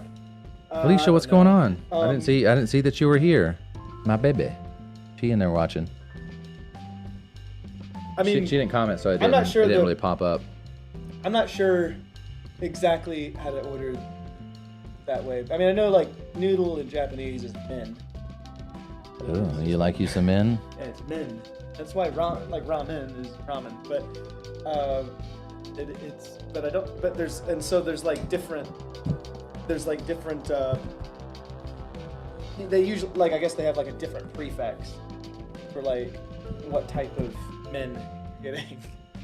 But anyway. I just want to let y'all know, if I Yeah. get men, I want them things to be salty and crunchy. Yeah, no, I like. Y'all got salty men? I like the firmest that I can get. What's going on? I want the firmest man. No, so let me explain how Ichiran really works. Like the way it works, like you. So it's kind of interesting because like they have like this thing where they want to do like interactionless dining. You know. Okay. So you walk in, right? You kind of wait in the line, and you walk in and you encounter a vending machine. And at the vending machine, you select like what you want to do, kind of. Like, What kind of men you want? well, no, there's more steps than that. It's actually really complicated. So you go in and you have to tell the vending machine like if you're ordering ramen or if you just want a beer or that sort of thing, right? And then it prints you like a card, right? And then this card has like all this stuff that you have to fill out. Like, Okay. do you want your ramen to be spicy or not spicy? Do you want to add this or that, right? But the funniest thing to me was the English translations are not that great sometimes, and it says it said on the thing like firmness of men. I'm not kidding, and it's like and like the options are like extra firm to extra soft, and We don't want no soft men up in here. and so it just says firmness of men, extra firm to extra soft. If you guys are just now tuning in, in Talking Japan, about ramen. men is translated to noodle. Yeah, so in roughly Japanese. something like that. But, Yeah, so you go and you're choosing how firm you want your ramen to Yeah, be. you choose like al dente or whatever. Yeah, but Jake want firm men. yeah. So He don't want no I'd flaccid always get men. the extra firm men, and This is where you guys go ahead and you clip that. Go ahead and clip that. I always get the extra firm men. No, but anyway, so, but like they would basically you finish the initial ramen, right, and you Right. still have all the broth, and it's like 80 cents to get more noodles. So That's cheap. so you're like seated at like this little desk, and you like press a button, and like then you pass them this ticket. Like there's a window in front of you, but the window's closed, and it opens like this much, and you slide your ticket through, right? And then they close the window, and then like 60 seconds later, they slide you noodles. They slide you some men through the window. Yeah, no. Anyway, like yeah, so I would get the ramen that was like so al dente that it still had like the square-ish shape to it. Like, and it was like almost crunchy, and like the broth itself was cooking enough to eat it. Yeah. Yeah, I don't know.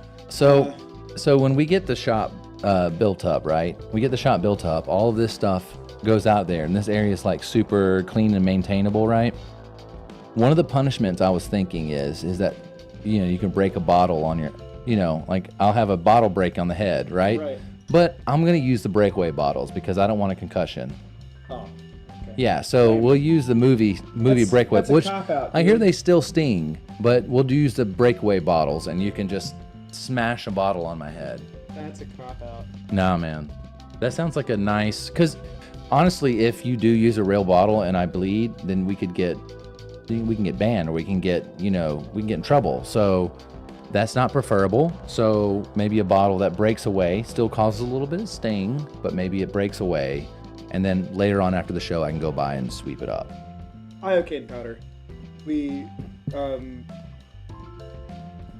take a lethal dose of iocane powder. I'm going to Together. pass on that. Like Romeo and Juliet, Yes, they both or poison themselves. you can do the cinnamon challenge.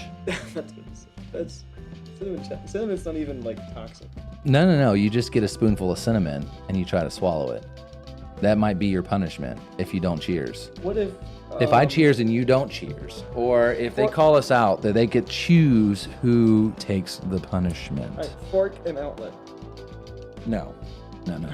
Maybe something not to get us in super trouble on Twitch. Maybe something a little safer. So a cinnamon challenge, when it's your turn, I'll zoom in on you and you spoonful this, cinnamon, or maybe even something that you dislike a lot. Maybe I do like a scoop of really crunchy peanut butter. No, I know, which makes the punishment more. No, I don't like the challenges that require you to like eat something are so basic. I mean, that's so basic. But you can't. Come on. That's. If therein lies your fear, then that sounds like. No, it's not. It's not. It's. That is the punishment. That's a worthy punishment. It's not very interesting to me. I don't know. Maybe like it might not be interesting to you, but it might be interesting to somebody else. Sad customer might find that hilarious. To see Jake with peanut butter, I can go on, like gagging. No, I don't like any of this, and I also don't hate peanut butter that much. I mean. Mayonnaise. Like, why? No. See, no, Brandon. This is Brandon. Shut the fuck up. Look, I'm not doing any of these. This is. A scoopful of mayonnaise. This is basic. Come on. The loser has to hear Dance Monkey on repeat for a whole stream. What about? I can probably find a way to put that only in their headphones. You guys wouldn't hear it. I wouldn't hear it. Only Jake would hear it. Like. 100 ways to love a cat, 100 loving ways. Way 3, pet their furry head, 100 loving ways. There are 100 ways to love a cat, 100 loving. Brandon, shut the fuck up. Jesus Christ. No, Way 7. Look, I'm gonna veto. I'm vetoing all of the food things for myself. Remember, we get to pick our own punishments. It's something we're okay with. Oh yeah, that sounds boring as fuck. No, Brandon, Pride Machete is fucking cool. All right. How's that a punishment for you? You get to hold an awesome machete that's showing support and showing you're an ally.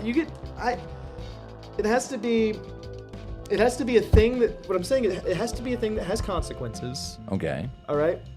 So, if I cut my hair with the Pride Machete, I don't have long hair for a while, right? There's a consequence, kind of, It's not something I can do every single time, Yeah, we just find. I'm not cutting all of your hair. I'm just literally cutting a side of your hair and leaving it. Whatever. And leaving it. What I'm saying is like that's So it's interesting because there's a consequence in it, It's like it's something that I've accepted as maybe happening to me, and I'm fine with it, kind of. Well, if it's relevant to the show and you have to chug a beer that is that's still within the consumption thing that you find boring. Well, so the drinking beer, like chugging a beer, is interesting a little bit, not much, but a little bit, because a beer hat. Because the consequence of it is that you're going to be a little bit drunk, maybe. Yeah, no, I say that's more fun. The reason something like eating a spoonful of peanut butter is lame is because it happens and then it's over. But you would be miserable the whole time. Not really. I mean, like for 20 seconds, it's not that. I mean, that in itself is payment enough. The punishment in your. It's. Why can't you see that this is basic? Why can't you see that it's basic? I don't understand. Let's just drink other beer. Like a temporary tattoo. No, a real tattoo. That's like another. We actually wouldn't be able to do that because of Twitch. Twitch wouldn't let you do a real tattoo? No, because you were literally stabbing yourself with needles. You're going to be bleeding, 100%. Will not be blood. Jake, I've gotten many tattoos. I've never had a tattoo. I know. I have a tattoo. Where's it at? I'm showing you. And It's on his taint. No, I do have a tattoo. I did it myself, and there was no blood. Jake, you guys can't see it, but this whole arm over here is covered. Maybe you just bleed easily, Brandon. No, you're literally getting stabbed 1,000 times. Maybe you just bleed thousands easily. of times. Brandon. Jake, you bleed easily. Soft flesh. That is your new. Is Brandon Soft Flesh Smith? I'm okay with that. But Jake, when you bleed, you keep bleeding. No. I don't even have ever blood. Okay. What about? So maybe consumption's a bit boring. I think. What about you've seen the party style beer helmets, right? The ones that their helmet and we put 2 shitty beers on them, and then you have to chug those. Would that be okay? It's all right. I mean, That'd be hilarious. It's more cinematic. It is cinematic. Cinematic. What about like one's beer and the other's like vodka? That'd be much better. That would be miserable, Jake. No, it wouldn't be that bad. Come on. Yes, that would be rough. Oh, yeah, I don't know. I like vodka. You like vodka? Give me a vodka shot. I mean, Mama Sharon hadn't popped in here in a while. We haven't taken our Fireball shots. I'm not drinking Fireball, goddamn you. I hate Fireball. It tastes like shit. It's too sweet. It is sweet, Jake. Like you. Brandon, open the beer. Okay. So we're done with that. So that was Wiseman's View. Super good. Very sweet. Shout out to Austin, who supplied us with this beer. He's one of the brewers over at Appalachian Mountain Brewery. Did he? I don't think he supplied us. I think we just bought this without it being from him. I don't think he gave us this. No, this was in that group of beer. Was it? Yes, it was in our fridge. The only beer that was in our fridge are either beer that we've cellared, so stuff that's like 2015 to 2017. Unlabeled meads in there that. Right. This was part of it. There's a mead and a cider that he gave us. I didn't realize we were going to drink one of his tonight, but then I was like, oh wait, that's them. Oh, we're gonna take a picture and I'm gonna post it on the Twitter. So Tradeskills on Twitter. I'm gonna post it on our Instagram and give a shout out to Austin. Yeah, because this was a solid beer. It's sweet, but it's a barrel-aged dark Belgian strong, and it was aged for over a year in raisins, dates, and figs. So those are all sweet boys. Raisin, the dates, and the figs. Yeah. So do you think we should go for this stout or we should go into the sour? The sour. You want to finish on the stout. Okay. So this is New Belgium. It's La Terror. Green walnut. So it is Sabro dry hopped American sour ale blended with traditional lambic ale aged on green walnuts. Lambic source. I don't understand that because it's a different language. So product of New Belgium. This is some fucking Nocino. It's exciting. Green walnuts? Yeah. All right. You think we're gonna get a nice pop from this? I'm gonna keep that. I'll let you do the No. Quite uneventful. Is it? Yeah. You did the champagne method. Where you do it with as little of a response as possible. It works. All right, pour that danker up, Jake. Pour it. You don't think I'd do it?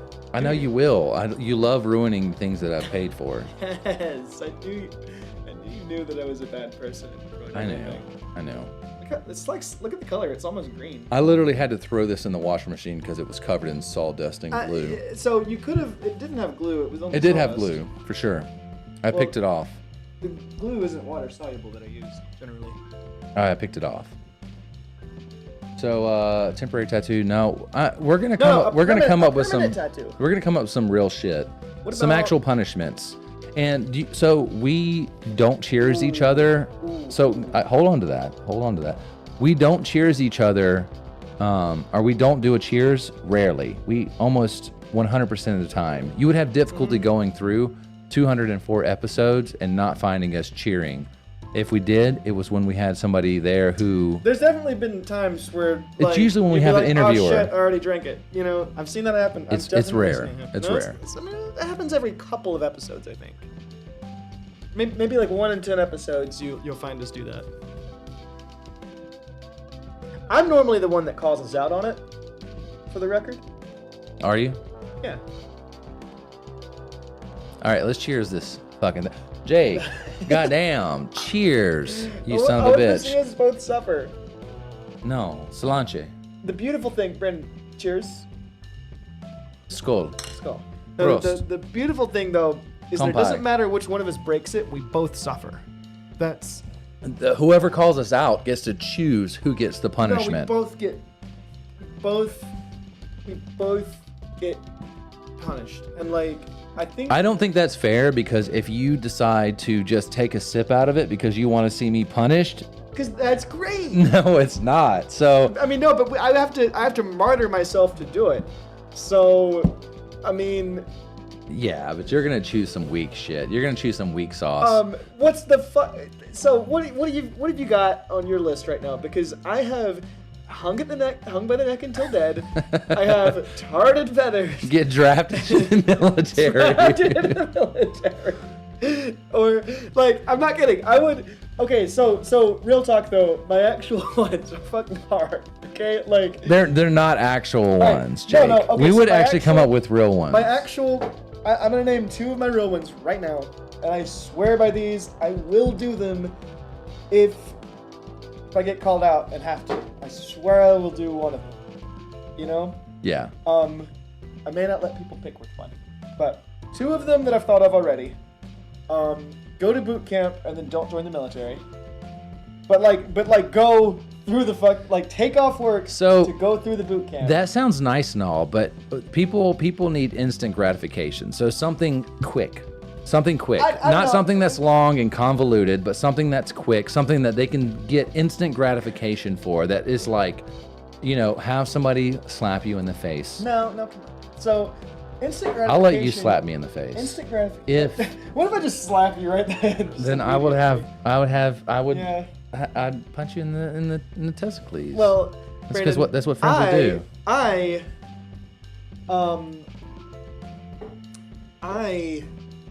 think my two that I'm okay with Okay.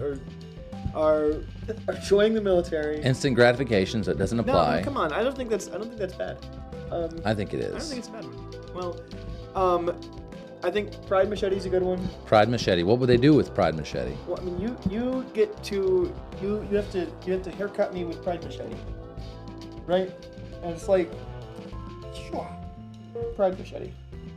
We would have to use your Japanese stones to make sure it was sharp. Oh yeah, we'd make it razor fucking sharp. It'd be great. It'd be easy. Well, I mean, I'll sharpen it on the stones and then like buff it on a buffing wheel, and make it it'll we'll get it to where like you can literally split a hair. You know what I mean? Yeah. We'll make it so fucking scary sharp that swinging it cuts through the space and continuum and allows you to opens a portal and you can time travel to wherever the Pride Machete wants to send you. I don't know. What about be- like a piece of wood that has the person's name on it in the background? Who called you out? Who called us out? And you have to what? I don't know. You'd cut it into you'd cut it into a shape, or Nah, you'd just have it's not a punishment. That's not a punishment. You're right. What about no? So we get to pick our own, right? Right. Right now, the two that I think I like are recruited into the military, somehow document it. Okay. Maybe it's not practical, Brandon, but with the impracticalities of it can maybe be figured out. And then the other one's the Pride Machete. Those are the two that I've got. And anyway, I'm just saying you can't top your weak ass punishments. Can't top those. Those are like hard fucking core. Scoop of mayonnaise. That's lame. That's lame. That's No, that's you would boring. die inside. No, I don't. I'm not. I'm not. Look, I'm not okay with. I mean, one. You would die No, inside, Jake. I actually think it's boring. You're saying that because you would die inside. No, I really wouldn't. I'd be fine. I mean, I don't. I think it's that's boring. How do you not find that boring? I mean, I think your face during all of like trying to ingest this mayonnaise would be hilarious. nonsense. No, really. I mean, it's not. I mean, It'd be kind of like when you were trying to eat that sushi for $100. I succeeded. You did succeed. You almost hurled it up, but you did Well, succeed. I mean, it was like fucking 4 pounds of sushi. It was enough to fit in your chopsticks. You could pick it up with your chopsticks. With considerable effort, and I don't It was wanna, a mouthful. Jesus Christ.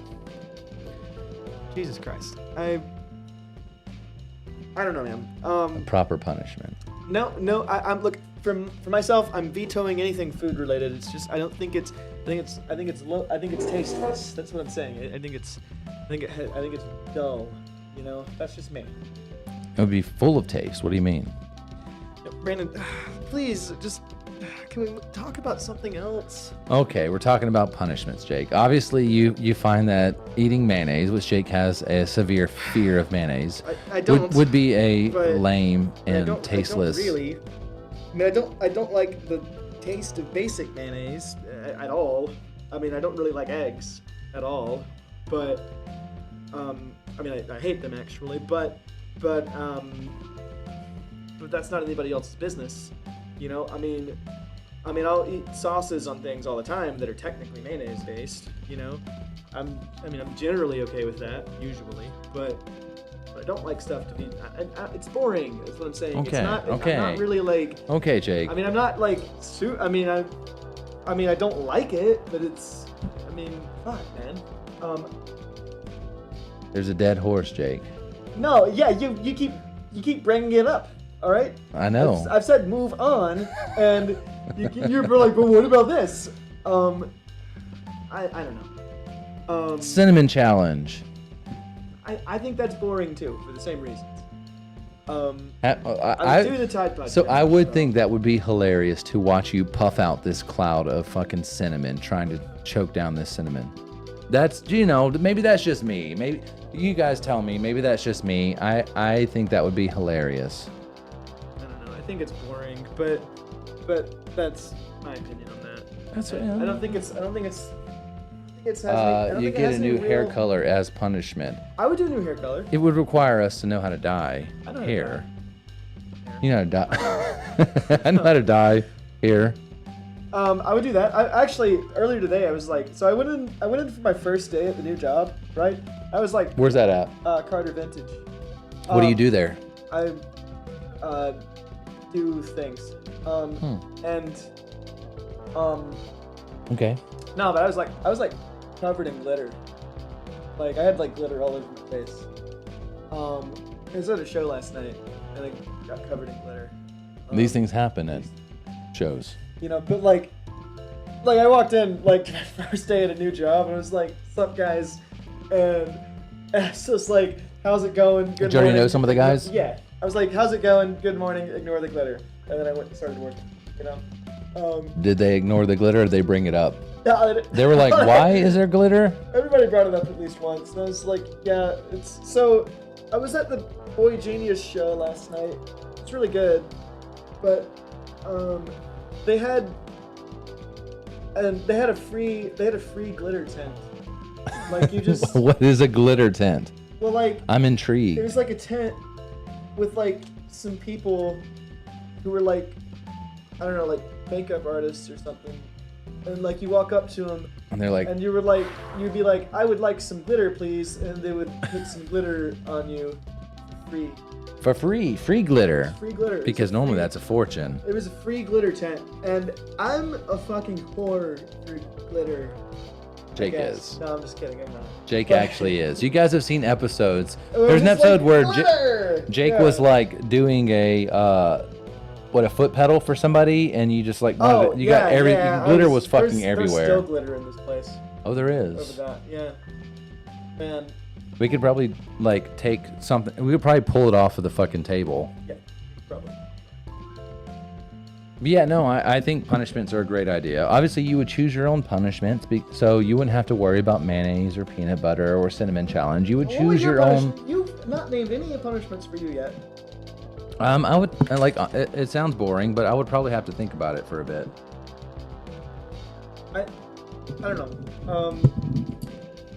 I would dye my hair. I would cut my hair. I would those are things I'm alright with. I would join the military. Only to drop out of it later. So I was thinking I would like get out of it later. breaking a bottle over my head. Yeah.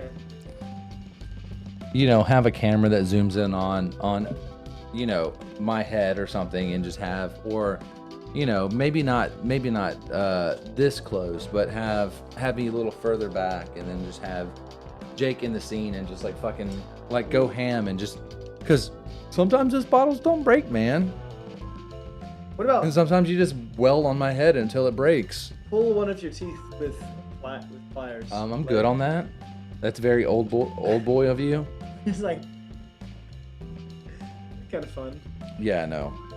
But yeah, so What about not to go too much into that. Yeah, that's something that is definitely, I think, very entertaining. Maybe not actually giving out gift cards, or maybe in between, you know, maybe we do have something where we give out a gift card to Amazon. Maybe there's something you want to buy on Amazon, and it's pretty much free if you watch the show, and you can call us out. But also, I think the punishment's a great idea. I like the idea of I do like the idea of mailing something like ridiculous, you know? But then we'd have to have their actual It's address. fun. It's fun. Everybody wants me to know. Everybody wants us to know where they live. They love us, right? It would make Yeah. their fucking day if we just showed up and we're like, it's us. They were like, "Who the fuck are you?" I literally tuned into your show one time, So 2 years ago. So one of my friends a few years ago was like at this apartment, and they were like, "Hey, I need help pranking one of my roommates. They threw away my rubber duck, and That's you a know, killable offense, apparently. yeah, they threw away my rubber duck, and I have to get back at them. So I'm asking everyone here to mail me as many rubber ducks as you can." And I mailed this person like 200 rubber ducks. Like I bought them in bulk on Amazon, and I mean it was like $50 or something, but it was worth, you know, commit to the bit. And so I sent this person like 200 rubber ducks, and yeah. So you're saying a sad customer would have won something like this, you would have sent him 200 rubber ducks. Yeah, exactly. Like I mean, I would do that. That's a lot of ducks. Yeah. How big are these ducks? They were like Little. they're Yeah. little ducks, yeah. It'd have to be 200, you know, unless you like, you can have a truck and Or there's some guy one back there. really big rubber duck. He's like, and It's it's like full size rubber ducks, like that big. Yeah, that'd be insane. No, but like or what, like one really big duck, like a rubber duck the size of a fucking house. Dude, I would live in a rubber duck. Like, imagine how avant-garde it would be. You have just a plot of land, and there's like, instead of a house there, you just have a fucking rubber duck. Your house like, is a rubber duck. With like a door on the side, you know? Can you imagine how chaotic that is? Where would you enter from said duck? Like, you know, next to the wing, Okay. probably. The bedroom would definitely be In the head? In the head, yeah. You'd have 2 rooms, 1 for each eye. The beak would be. That's the beak. It would be the beak room. It would be where you keep The all beak your, room. Yeah, it would be where you keep all your rubber ducks. I don't know. We'd have a hatch that opens up and they would vomit out rubber ducks every so often. Terrifying. Terrifying. Anyways. So Jake, what do you think about? We haven't talked about this beer at all. What do you think about it? Like I said, it is. It's a dry hopped American sour ale made with green walnuts, aged on green Yes. walnuts. It has tasty. Can you taste the walnuts? Nocino.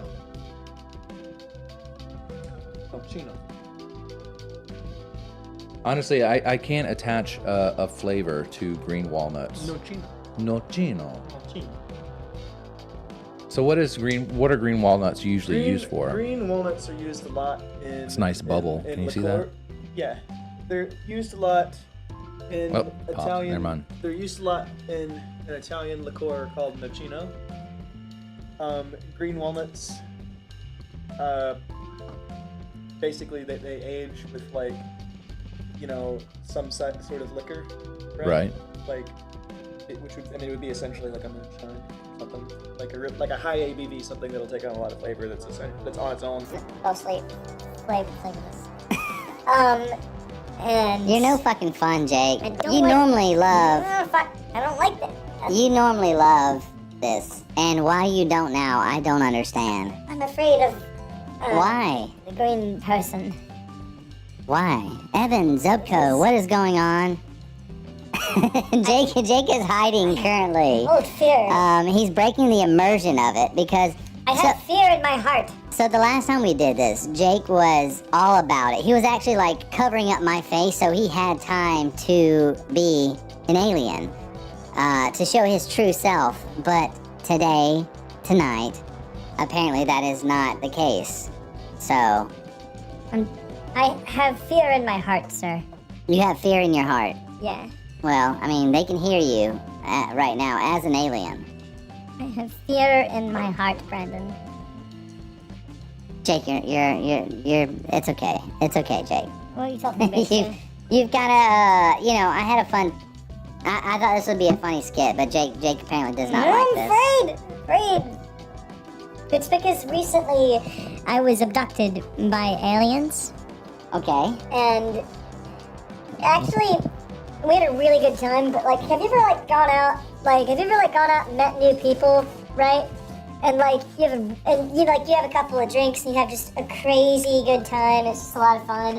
And it's like zany. And the next day you're like, fuck, what the fuck did they do or talk about? Like, this was I regret everything. Have you ever had anything like that happen? What's up, times. man? What is up, Evan? So my point is, what happened, I got abducted by aliens and we went and partied all night. And it was zany, but then And you're like, I'm like, no, but I'm avoiding them. It just is now. It's Spooky. the sober me. For the sober me, it's like an awkward experience, and so I've been avoiding them, and I hate it. And so I put that away. What are you talking about, Jake? Not tonight. Don't bring up Mr. Steam. You just did. I didn't say his name at all, and you brought him You up. showed me a goddamn picture of him. I did. You brought it up. I just put it in words first, but So fucking scary. All right. Anyway, no. So I'm at the moment. I'm sort of, the green space aliens frighten me right now. Okay. And Why? It's because we hung out and had a really How good time. high is and he? It was awkward. He's 3 high. What? Who's high? Evan asked how high you were. I would like to. I don't want to. I'm not high. You're high. What do I'm you not mean? high. I'm not high. You're high. I'm not high. You're high. Yeah. I figured you were going to go that way. That's why I said it. What are you talking about? All right. I'm So trying to find these cliff notes that I used. the cliff notes. Ah, here it is. All right. Anyway, what's that going on about? Brandon, can we take the alien off the screen, please?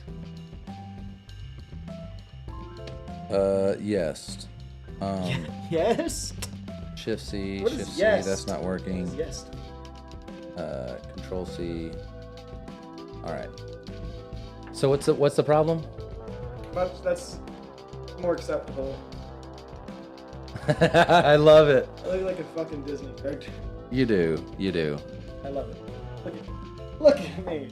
Yeah. You look great, Jake. You look like you're getting ready to destroy some toys on Toy Story.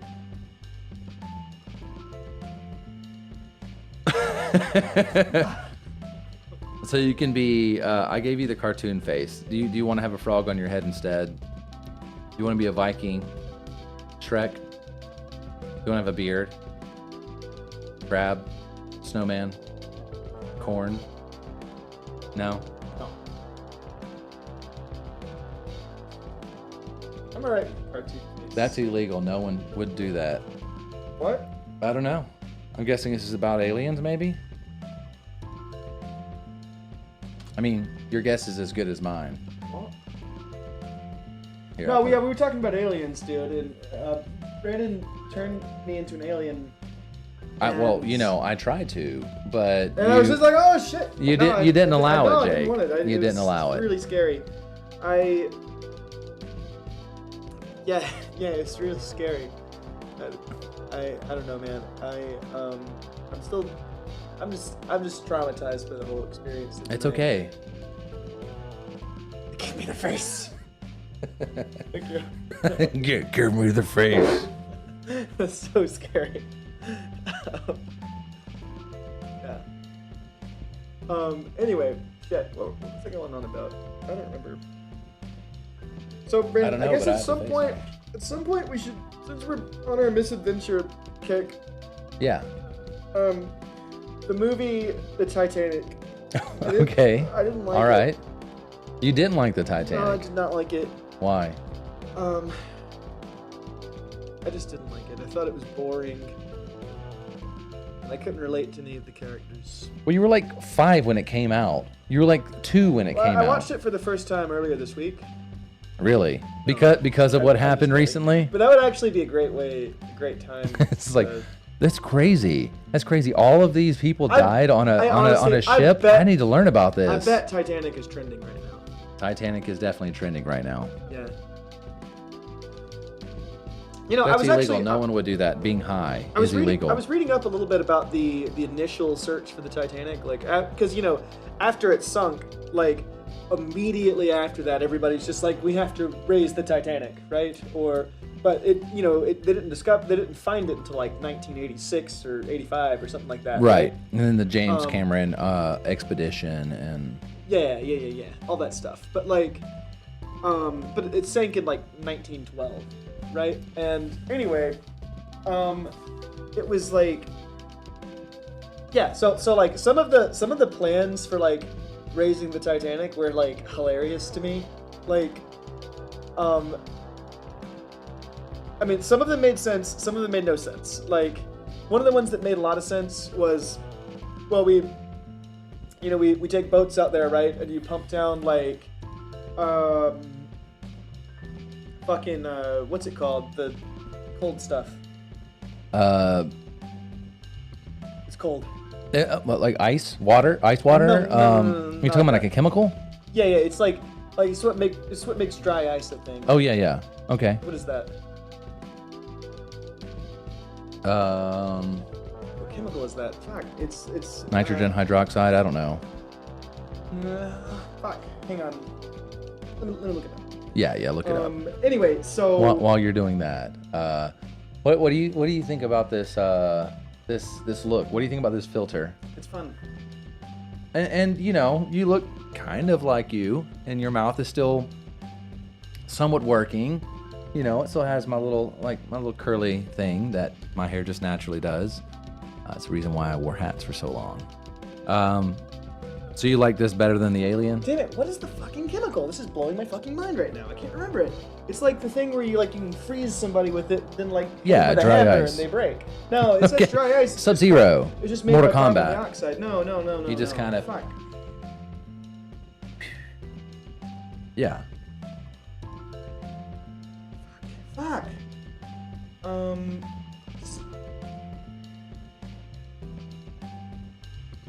Liquid nitrogen. Okay. So the Nitrogen. Yes, thank you, sad customer. Yeah. Oh, it was driving me crazy. Yeah. So anyway, one of the plans for raising the Titanic was to basically build have have a bunch of boats out there with nitrogen, right? And then have like a pump that goes all the way down. Like 4,000 feet or something like that. 12,000. 12,000. 600 Sorry. Yeah. Stupid distance. Well, yeah. I mean, it could conceivably be done, and you have a pump, and I mean, and you have a pump, and you basically pump water. You pump all of this, liquid nitrogen, whatever, into the area, and essentially turn it into a block of ice. And causes it to float. Yeah, basically. So what do you And- do after that? After it's risen to the surface? Well, when it's risen to the surface, you excavate it and tow it away. You just leave it frozen and tow it somewhere. But that was one plan. But it was estimated that it was going to just cost too fucking much to do. It does sound expensive. So do you think somewhere in our lifetime that they will pull the Titanic out of the ocean? No, I don't think so. I think. You think they'll just let No, so sleeping the lions reason, lie or whatever? Well, What the hell is up, bro? It's been a long time. Okay, sorry, I've read that. The reason they were really even considering it in the first place back then is because of they thought until like the 80s, until they actually discovered it, they thought it would actually be like very well preserved, but it And like isn't. intact.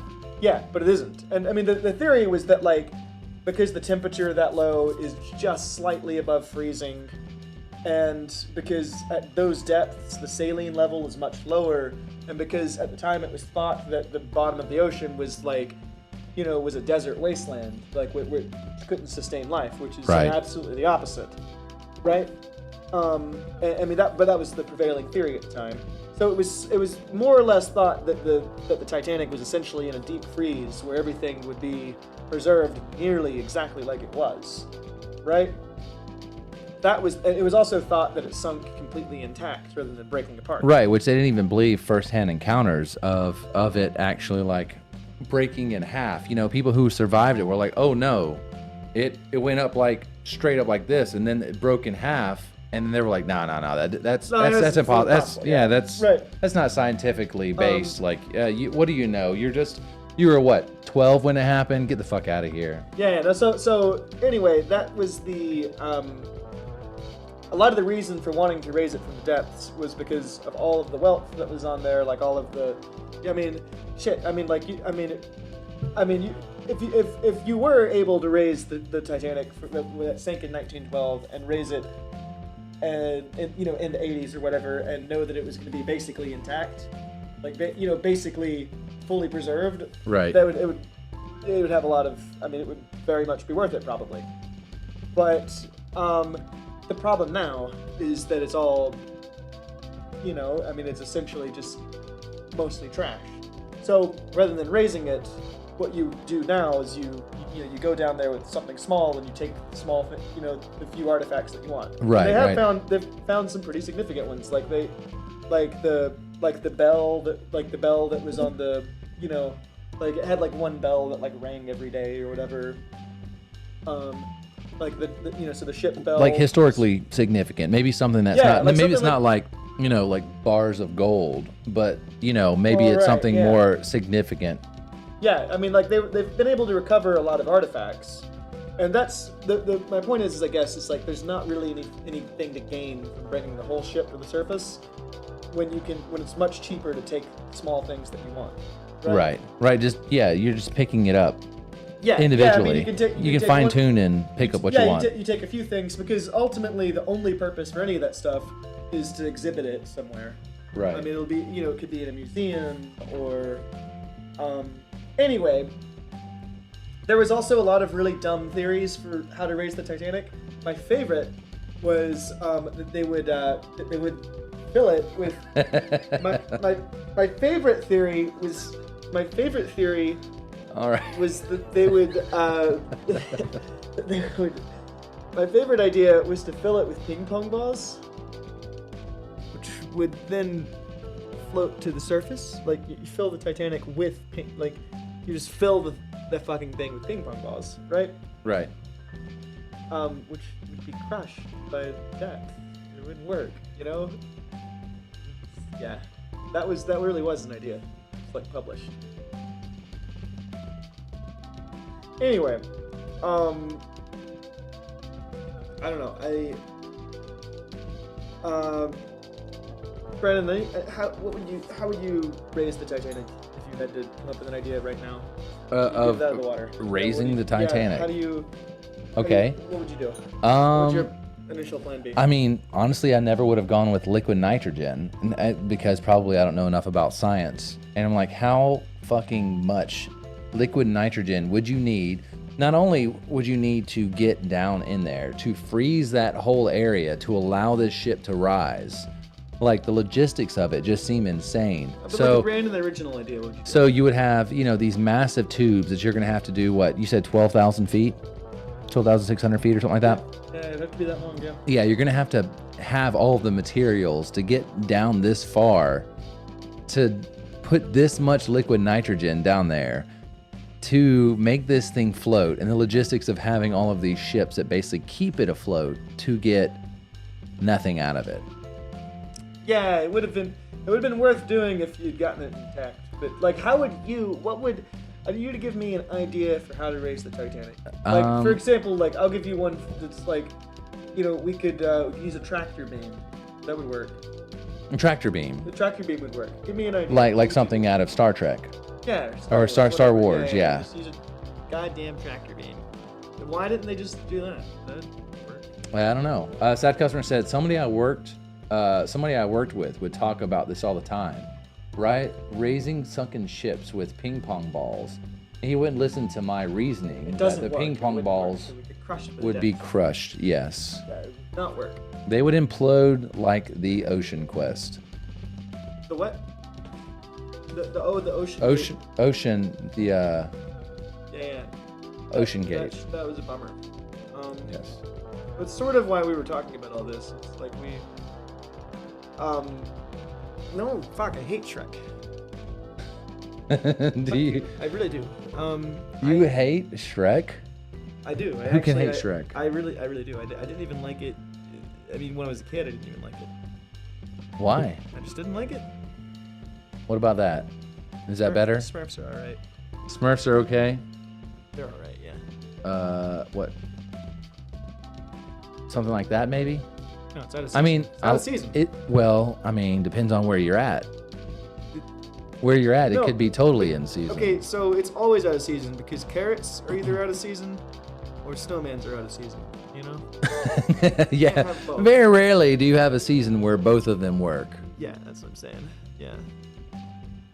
I don't know. The ping pong ball sounds, I mean, it would work if you're trying to raise something from 50 feet in a lake. Yeah, it only really works. You have to understand how at each of these depths, what happens to air, what happens to oxygen. You have to transport an enormous amount of ping pong balls. Yeah. Like that's. So, you've heard of free divers, right? Free divers will hold their breath, and they don't use any kind of gear apparatus. They don't use anything like that, and they'll dive. Let's see. Like more than 10 feet. Farthest free dive recorded. The farthest is 702 feet. All the way to the Mariana Trench. 702 feet. This guy free dived. So That's he held his breath. He got really proficient at holding his breath, and he went down 700 feet. That's a lot different than, and there's only so far you can go, and there's an effect that the oxygen. So let's say I go under the water, right? Because I like to scuba dive. Let's say I hold my breath and I'm at 100 feet. And then I go up to 30 feet with that same breath. My lungs would collapse. I would die, probably. I would die. Yeah. Or at least have some form of the bends. I like the bends. I would get sick. If I go that distance with the same breath from that, because the oxygen, the further you go down, it starts to shrink. It starts to condense like that. How his lung capacity was able to get down 700 feet is insane. But I don't really know how that would affect ping pong balls. I assume they would just kind of. Yeah. Well, it's like just the pressure difference. It's like if you take a paper bag and suck the air out of it. You know what I mean? It does this slowly. I mean, because the air inside starts to shrink. Right. Yeah. And then you factor in, being underwater, and the further you go down, the less sun actually gets down there. So at the depth of the Titanic, there's light can't get down there. It can't pass down there. It gets no actual light from the sun. It just doesn't happen. So it's cold as fuck. And I know from scuba diving that even at 100 foot, I could be at the top of the water and it can be nice and warm, you know, something nice. Maybe in Florida, it's nice and warm. But I go down 100 feet, cold as fuck. I've got to wear gear that keep my body nice and toasty, and I still get cold. So the further you go down, the colder it's gonna get. Why not just get a giant toaster and just shock yourself the second you get in the water? Just go ahead and die. Just die. Every day I'm getting closer, gonna take a bath with a fucking toaster. Is that a Buddy Holly spoof? That's how that song goes. It's like a Weird Al Buddy Holly spoof. Yeah, every day I'm getting closer. Going faster than a roller coaster. Love like this. Surely go on. Hi. Hi. Gotta take a bath with the fucking toaster. Fine. Okay. At least one of us look normal. I'm okay with that. Yeah, that's fine. Accept it. Accept it. All right, so I'm gonna go back to the normal camera. No, so I don't know. I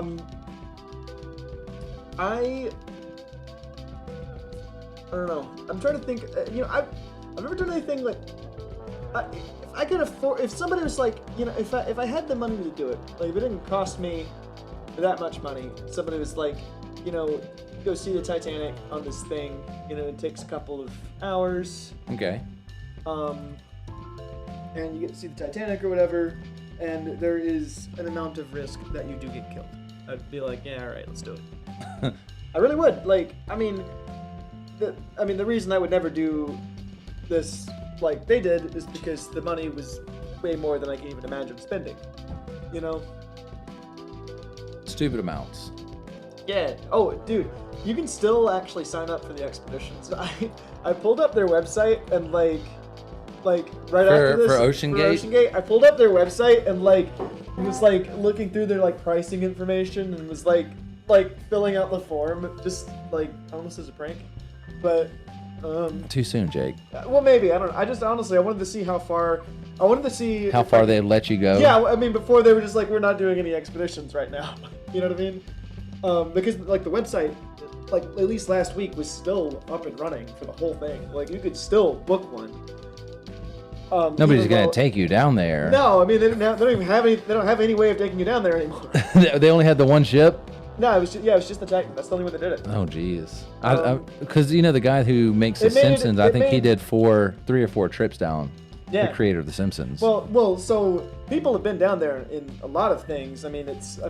But generally they've been very expensive submarines that that were based on military research. They were in fucking Xbox, PlayStation, Logitech controllers or some shit. Yeah, what I liked about their site, they had the information as seen on, and then a bunch of news channels and sites. So they've posted since all this shit's happened. Probably. What I like about their site, they had information as seen on, then a bunch of news channels and sites. So funny thing, so there's an Instagram group or channel called Explorers or into the unknown or Explore something, right? It's an Instagram channel that does about exploration, adventure, things like that. They did a post 6 days ago documenting Ocean Gate and then the owner and all of that. But I'm assuming they hadn't seen his death or the shit that went down.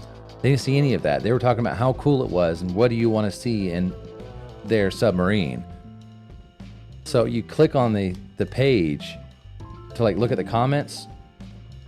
Share the video. You look at the comments and you can't see them. And then you go to their actual Instagram page and that post is gone. They posted it not knowing that everybody had fucking died on it. And they were just terrible. Yeah. Yeah, it was fucking bad timing on you guys. Way to do a little bit of research. Yeah. From med school to making $200K a month on them. Oh, did she get hacked? No. Yeah. I don't think so.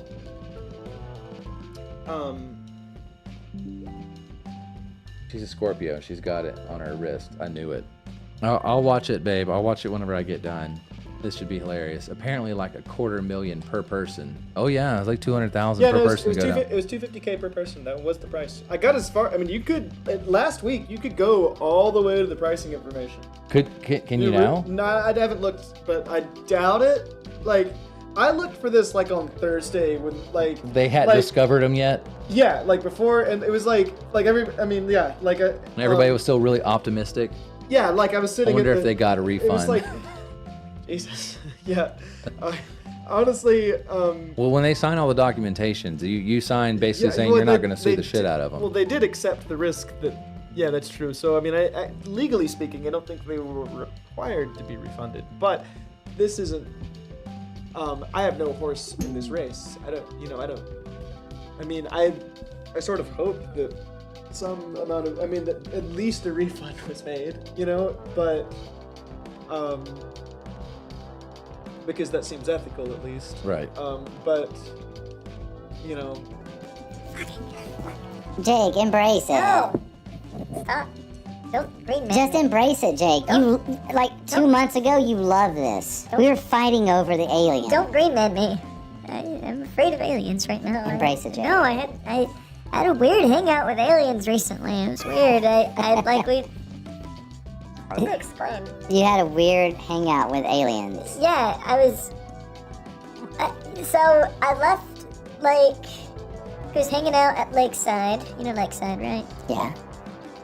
Yeah, I was kicking it at Lakeside, and then I left, and I was gonna like call an Uber, but then like a mysterious light came down from the heavens, and there was like. Anyway, I ended up hanging out with the fucking aliens on their flying saucer, and we had a good time. Oh yeah, I bet you did. Yeah, no, we drank Montenegro the whole night, and chartreuse, And chartreuse. and they told me why they keep coming to Earth. It's I bet they were actually coming all right. no, they were coming here specifically to stock their bar. Like that's why they were, and so they just come here to party, dude. Why wouldn't they? Right. Well, yeah. Like it's the cool thing to do is to go party with Earthlings. Yeah, Anyway, it was just hang out with a couple Earthlings, they Especially Jake, right? they've kept. They felt right at home with you. The thing is like it. I don't know. It was like fun at first, but then like now they like always want to hang out, and I'm just like. I don't even know these people, the aliens, I don't even know them. I mean, you get what I'm saying, Brandon? It was, There is no Brandon, there's only Blue Bleep. stop. Alright, I am Blue Bleep. return to normal, goddammit. Anyway, it was a weird time, so I'm, at the moment, I'm not into aliens, okay? Right. And... Yeah, shit. I don't know. What was I going on about? I don't remember. Hanging out with aliens. No. So, the submarine thing, yeah. That was a bummer. I think. I was really hoping they would all survive. But like, I don't know. Yeah. I was really invested. You were invested. But now you're upset about it. So it's more so bitter. Is the reason why you want to see the aliens, because you're more so bitter that they didn't ask you to hang out more? No, it's... They got ghosted? Or aliens? They keep talking... No, I ghosted them, kind of. Except the ghosts are also... I'm not also don't vibe with ghosts right now, so I don't like that term. Specters. Yeah, I spectered them. You spectered them. No, I'm just kidding. So far, On your keyboard, Jake, you can hit any of these, and if you want to give yourself a filter. Oh, again, like... Oh, wait, on that, I see. That makes sense. No, that's alright, I'm not I don't need the filters. You're not feeling it right now? No, I'm afraid of what it pertains. I can just hit that 1 and you become an alien. Oh, there. I hide behind my phone. One day you'll embrace the alien again. Maybe. I enjoyed when it was a back and forth between you and I, like 2 aliens talking. I enjoyed that. Maybe. I wanted to do more of it, which is the reason why I added it on there. I'm afraid. Like 2 aliens holding a conversation and the kind of weird stuff that they would talk about. I'm afraid of the aliens right now, Brandon. I'm afraid of Okay, so maybe in a future episode, correct? Yeah. Maybe we'll do a back and forth. Yeah. Huh? No, fuck off. I thought it said fishbowl. Damn it. Oh, you want fishbowl? It's Shift F. Oh.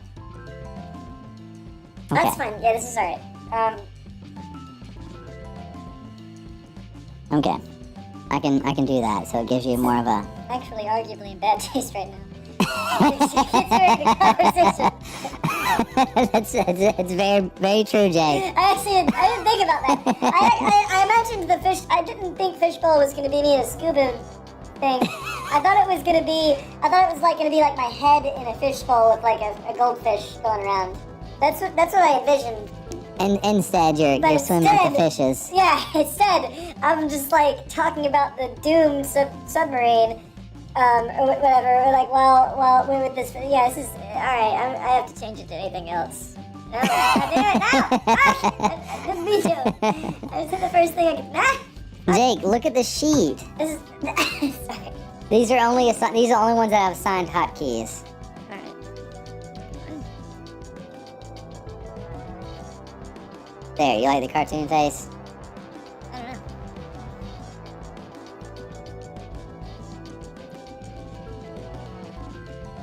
I'm guessing you don't like that one.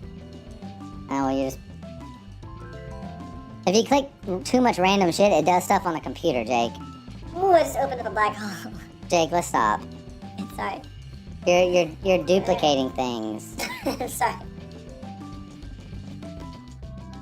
You're doing like control paste and it's pasting all of these. Alright, we're good now. We're good. I had to get the one that I didn't mind so much. This is alright. I'm sorry. I didn't mean to break everything just now. It's cool, I'll just remove them. No! Black circle! No! Brandon! Bring it back! More void! More of the void! Come on, what are you doing? What have you done?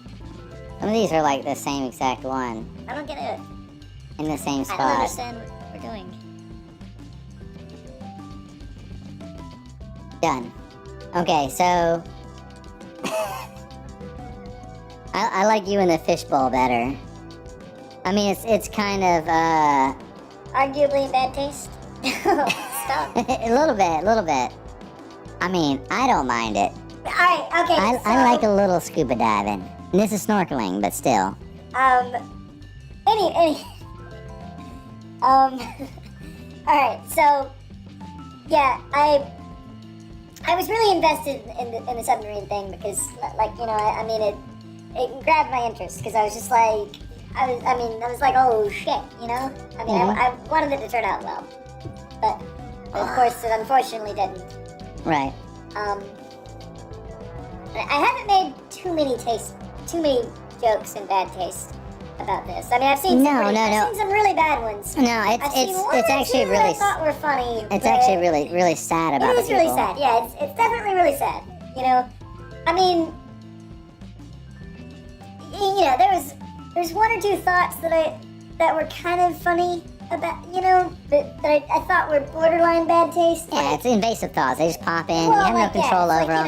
They just pop in. Like imagine dying on the Titanic 100 years after it sinks. That's like... You think they made it that close? They got within 1,600 feet, so I don't think... I think because of how deep it was, they wouldn't have had line of sight. Yeah. But they were close. The expedition, so they were like an hour and 45 minutes in, and basically the submersible sends a ping every 15 minutes. Yeah. To establish communication. 145 minutes in, they lose, is the last ping they get. Right. So at some point between 1:45 and 2 hours in, they were supposed to reach the Titanic in 2 hours. Right. So at some point in that final 15 minutes, they must have imploded, right? which would have killed everyone probably instantly.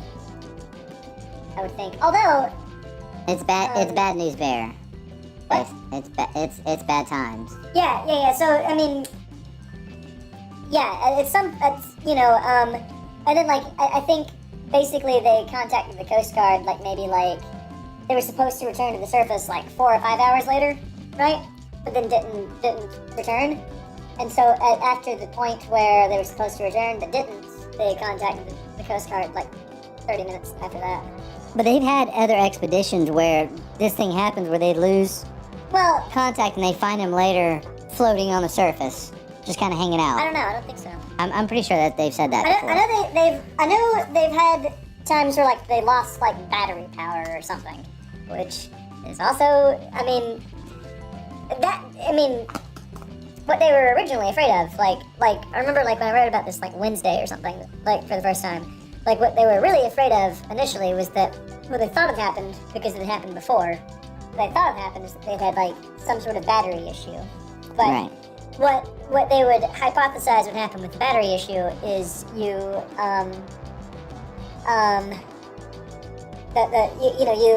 lose ballast and slowly you probably slowly, best case scenario is you're unable to communicate, you don't know what's going on, right? And so and you've lost control of the ship, but you lose ballast, and so you slowly float to the surface on your own.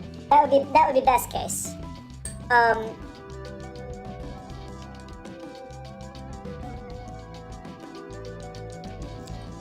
worst case would be that you gain ballast somehow and go directly to the ocean floor, and then are stuck there. And around freezing temperatures, in pitch black, with no way to do anything. And that's what I thought had happened, because when the search was underway, they thought they detected like Morse code, which Look at that, they heard yeah, knocking. Like how do you do SOS? Right? No. I don't know.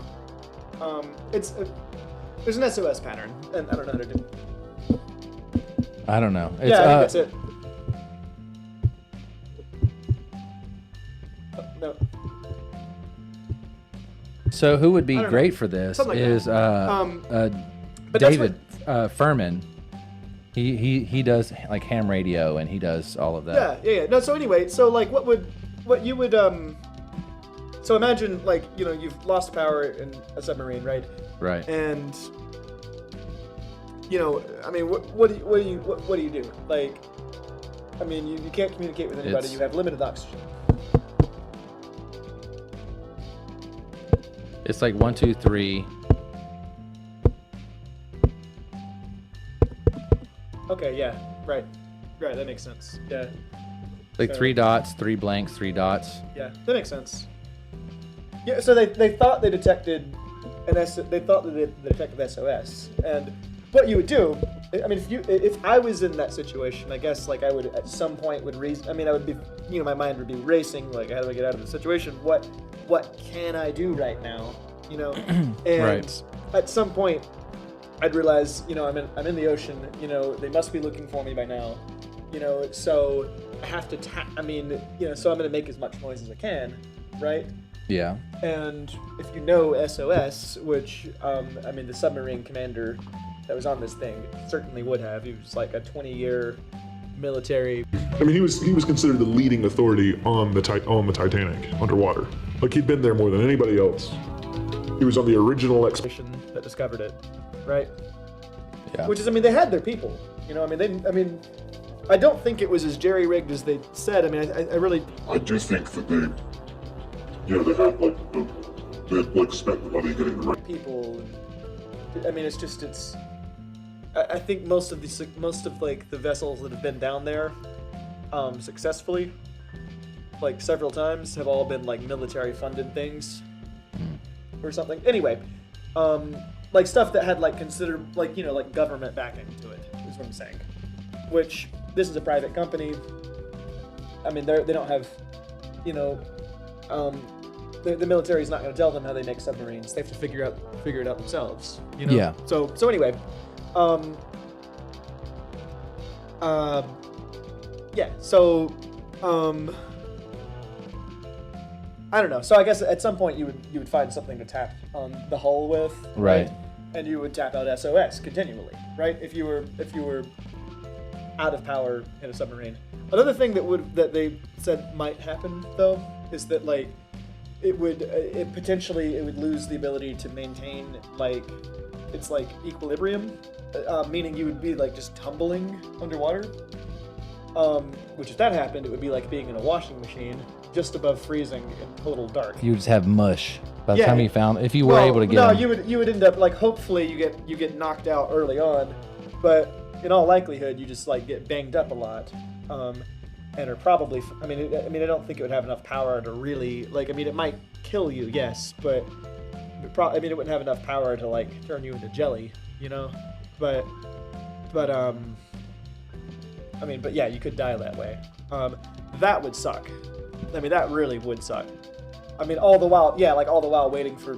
I mean, maybe the best thing that could happen is The thumping we were hearing is their bodies as they were spinning around. No. So the It's awful. no. So that was. Now the thought is that like that somehow came from like the Titanic's debris field. Could have been like fish. Who knows? Yeah. You know, they don't know. But the Navy at some point like detected the implosion, like, and then shared the information, like shared the sonar information with the Coast Guard. Don't bring Bloop Bleep into this. Anyway, yeah. The whole thing was fascinating, but misadventure. I'm still in support of that kind of thing though. Like, I mean, dying on a crazy adventure is cool. I mean, it's not that it's cool, it's that like, I don't know, the day-to-day grind is kind of boring. If I could afford to go out on an adventure and I didn't definitely know I was coming back, it still might be worth it to me just to have an experience that Nobody else. that other people don't get to have. Like, to do something that, well, I don't know, there's too much certainty in the wake up, go to work, you pay your bills, go to sleep. There's too much certainty in it. It's boring, you know.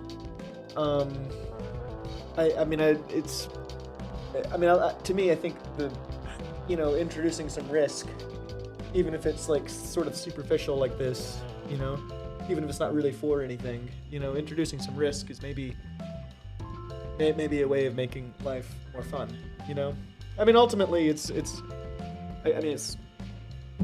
your life. You It's can adventure. do whatever you want with it. Yeah. It's adventure. You do with it what you want. Yeah. I mean, I've never done anything like super crazy, but maybe the most dangerous thing I've done was maybe that long hike in Iceland. I did that, like doing that alone was maybe the most dangerous thing I've ever done. That's fairly dangerous. But yeah, it was. I mean, it was definitely like, it was below freezing a few nights, and I'm like, out on a glacier alone, hours away from, with no, like, real camping gear. Yeah. If a blizzard came through, I'd be like, well, I'm fucked. I'm done. I'm done. But Everything but, for adventure. Yeah, I don't know. I would certainly explore space if I had the opportunity. Like, if somebody was like, "Hey, do you want to be part of this Space casino?" Space casino. But like, no, like if somebody was like, "Hey, we're doing this, expedition to Pluto," it doesn't, you can do it if you want. If you make it back, you'll be financially fine. Like, If you die, you'll die. Die exploring space. Yeah. Yeah.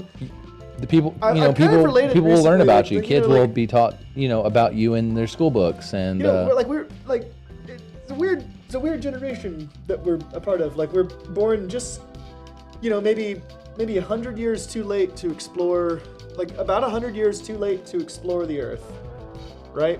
For the Right. first time. Like, we're not that good old we're Magellan not- shit. Yeah, like we're not gonna, in 1912 they reached the South Pole, for example, right? We can't. So yeah, about 100 years ago, they were still exploring the Earth.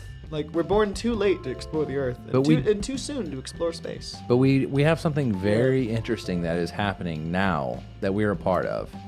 What's that?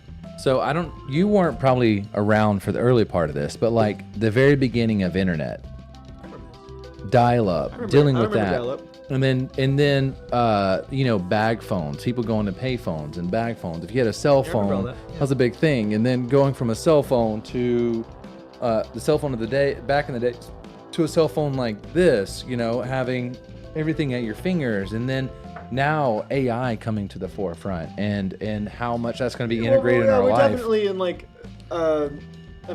the internet has blown out of proportion in only the last fucking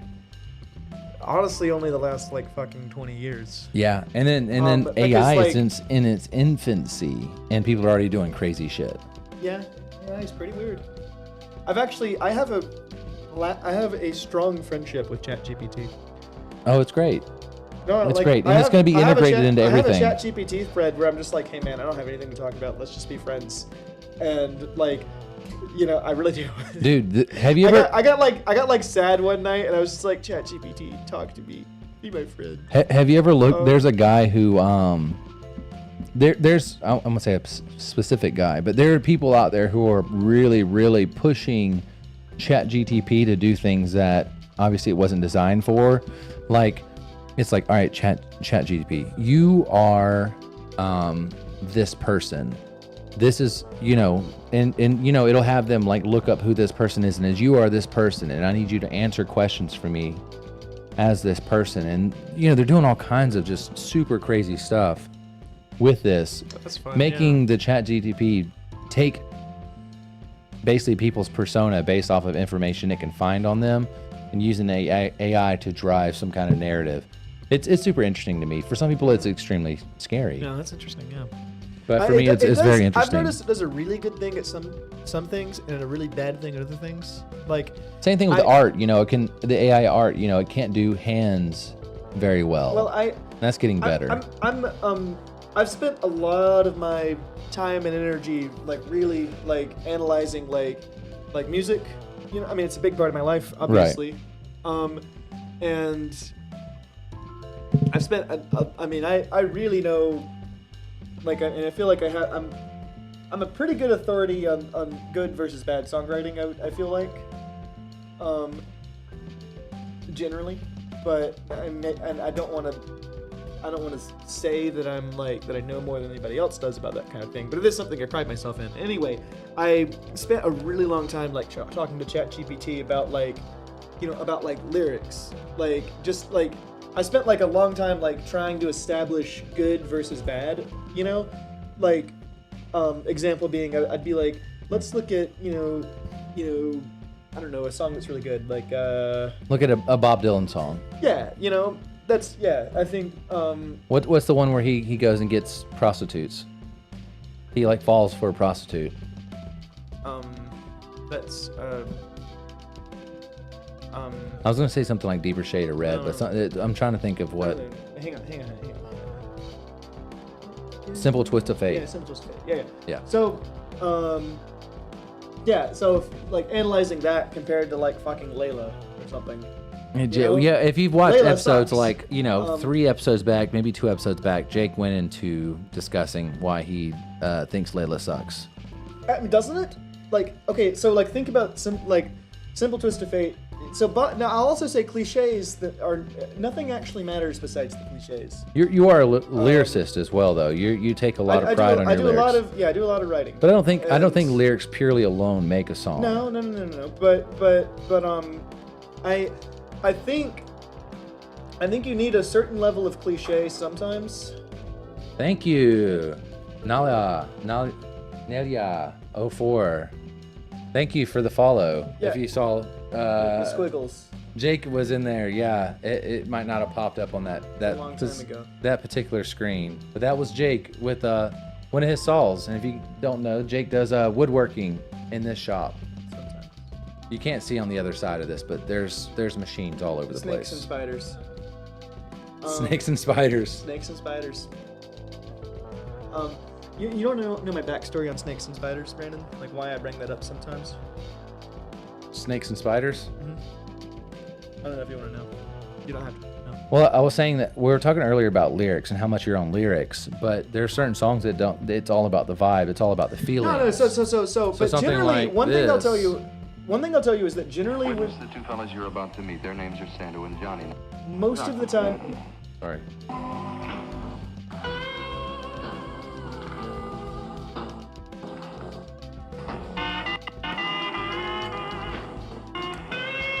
all right. The sound quality is shit. You can turn it off. It is. It's But- one but of my favorite songs of all time. like you definitely have to have good Nice show. music that. Hey, that- thanks. Thank you. Thank you. Thank you. Thank you. You definitely have to have good.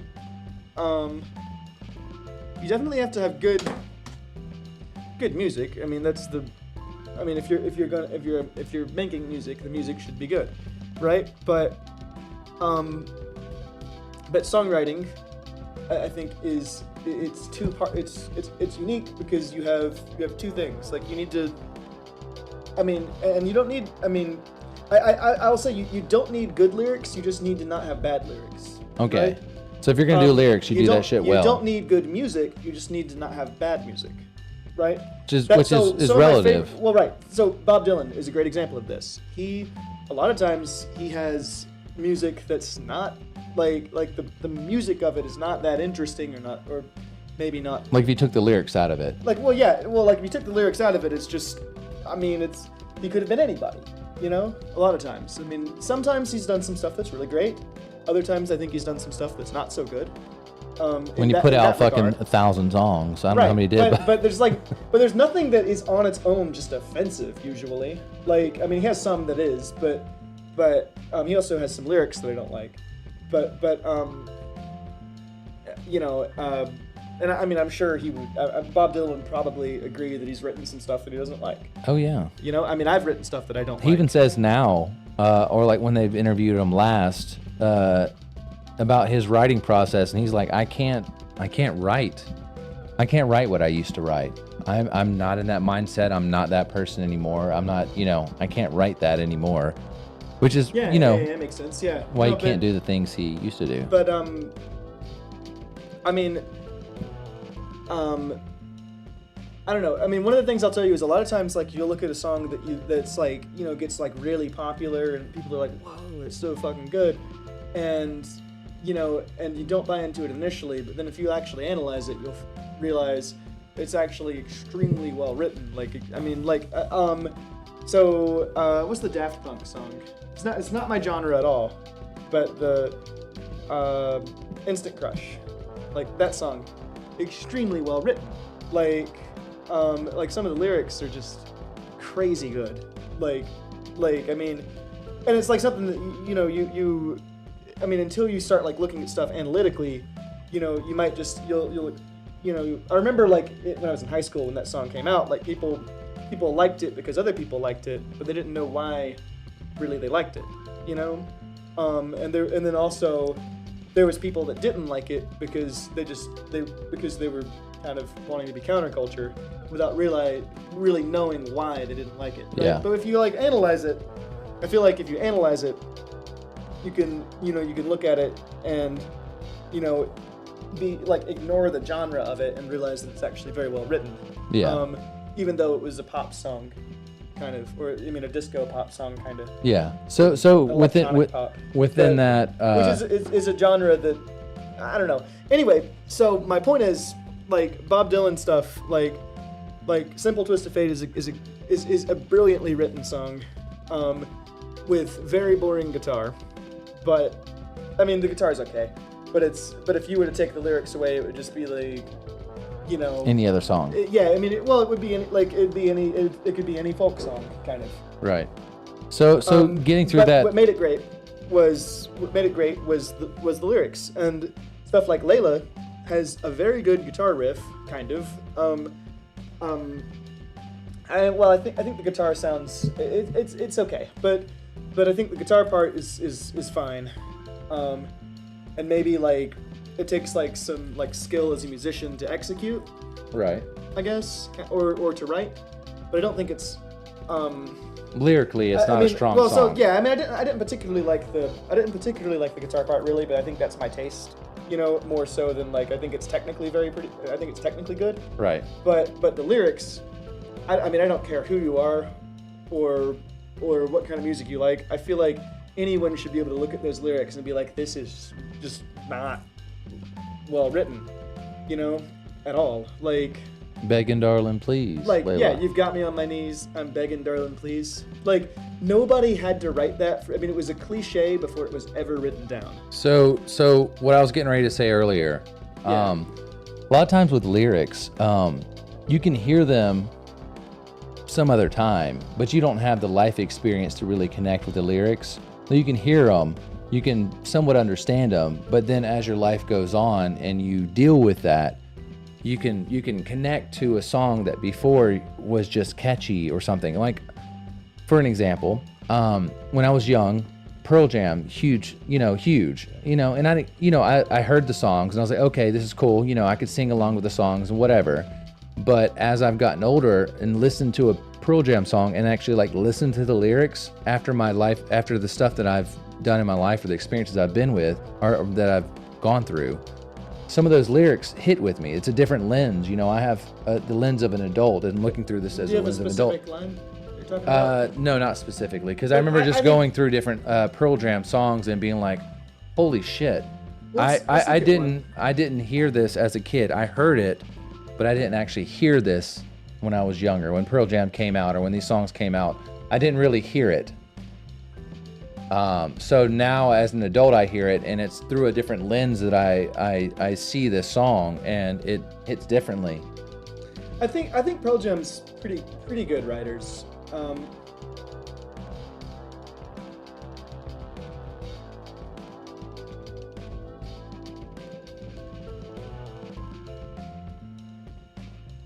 All right, let's see. Yeah, I mean, I'm looking at Just Breathe, which is one of the songs I remember from liking Pearl Jam.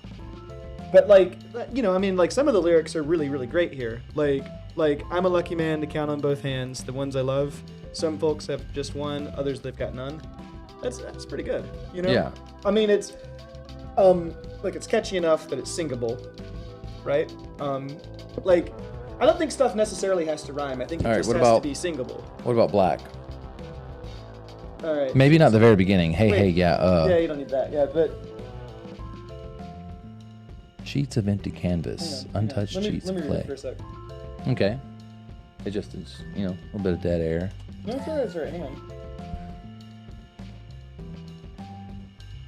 Yeah, this has some great lines in it. It's my. I mean, if you compare this, like any of this to, like, I don't need any background or any life experience or I don't need anything at all to know that this is better than Layla.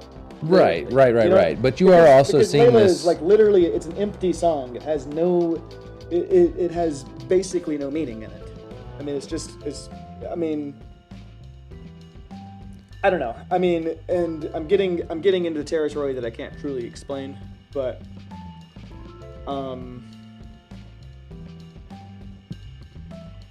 I don't know. Maybe I don't know. Let's open our final beer. Yeah. Yes. So I think a lot of it is.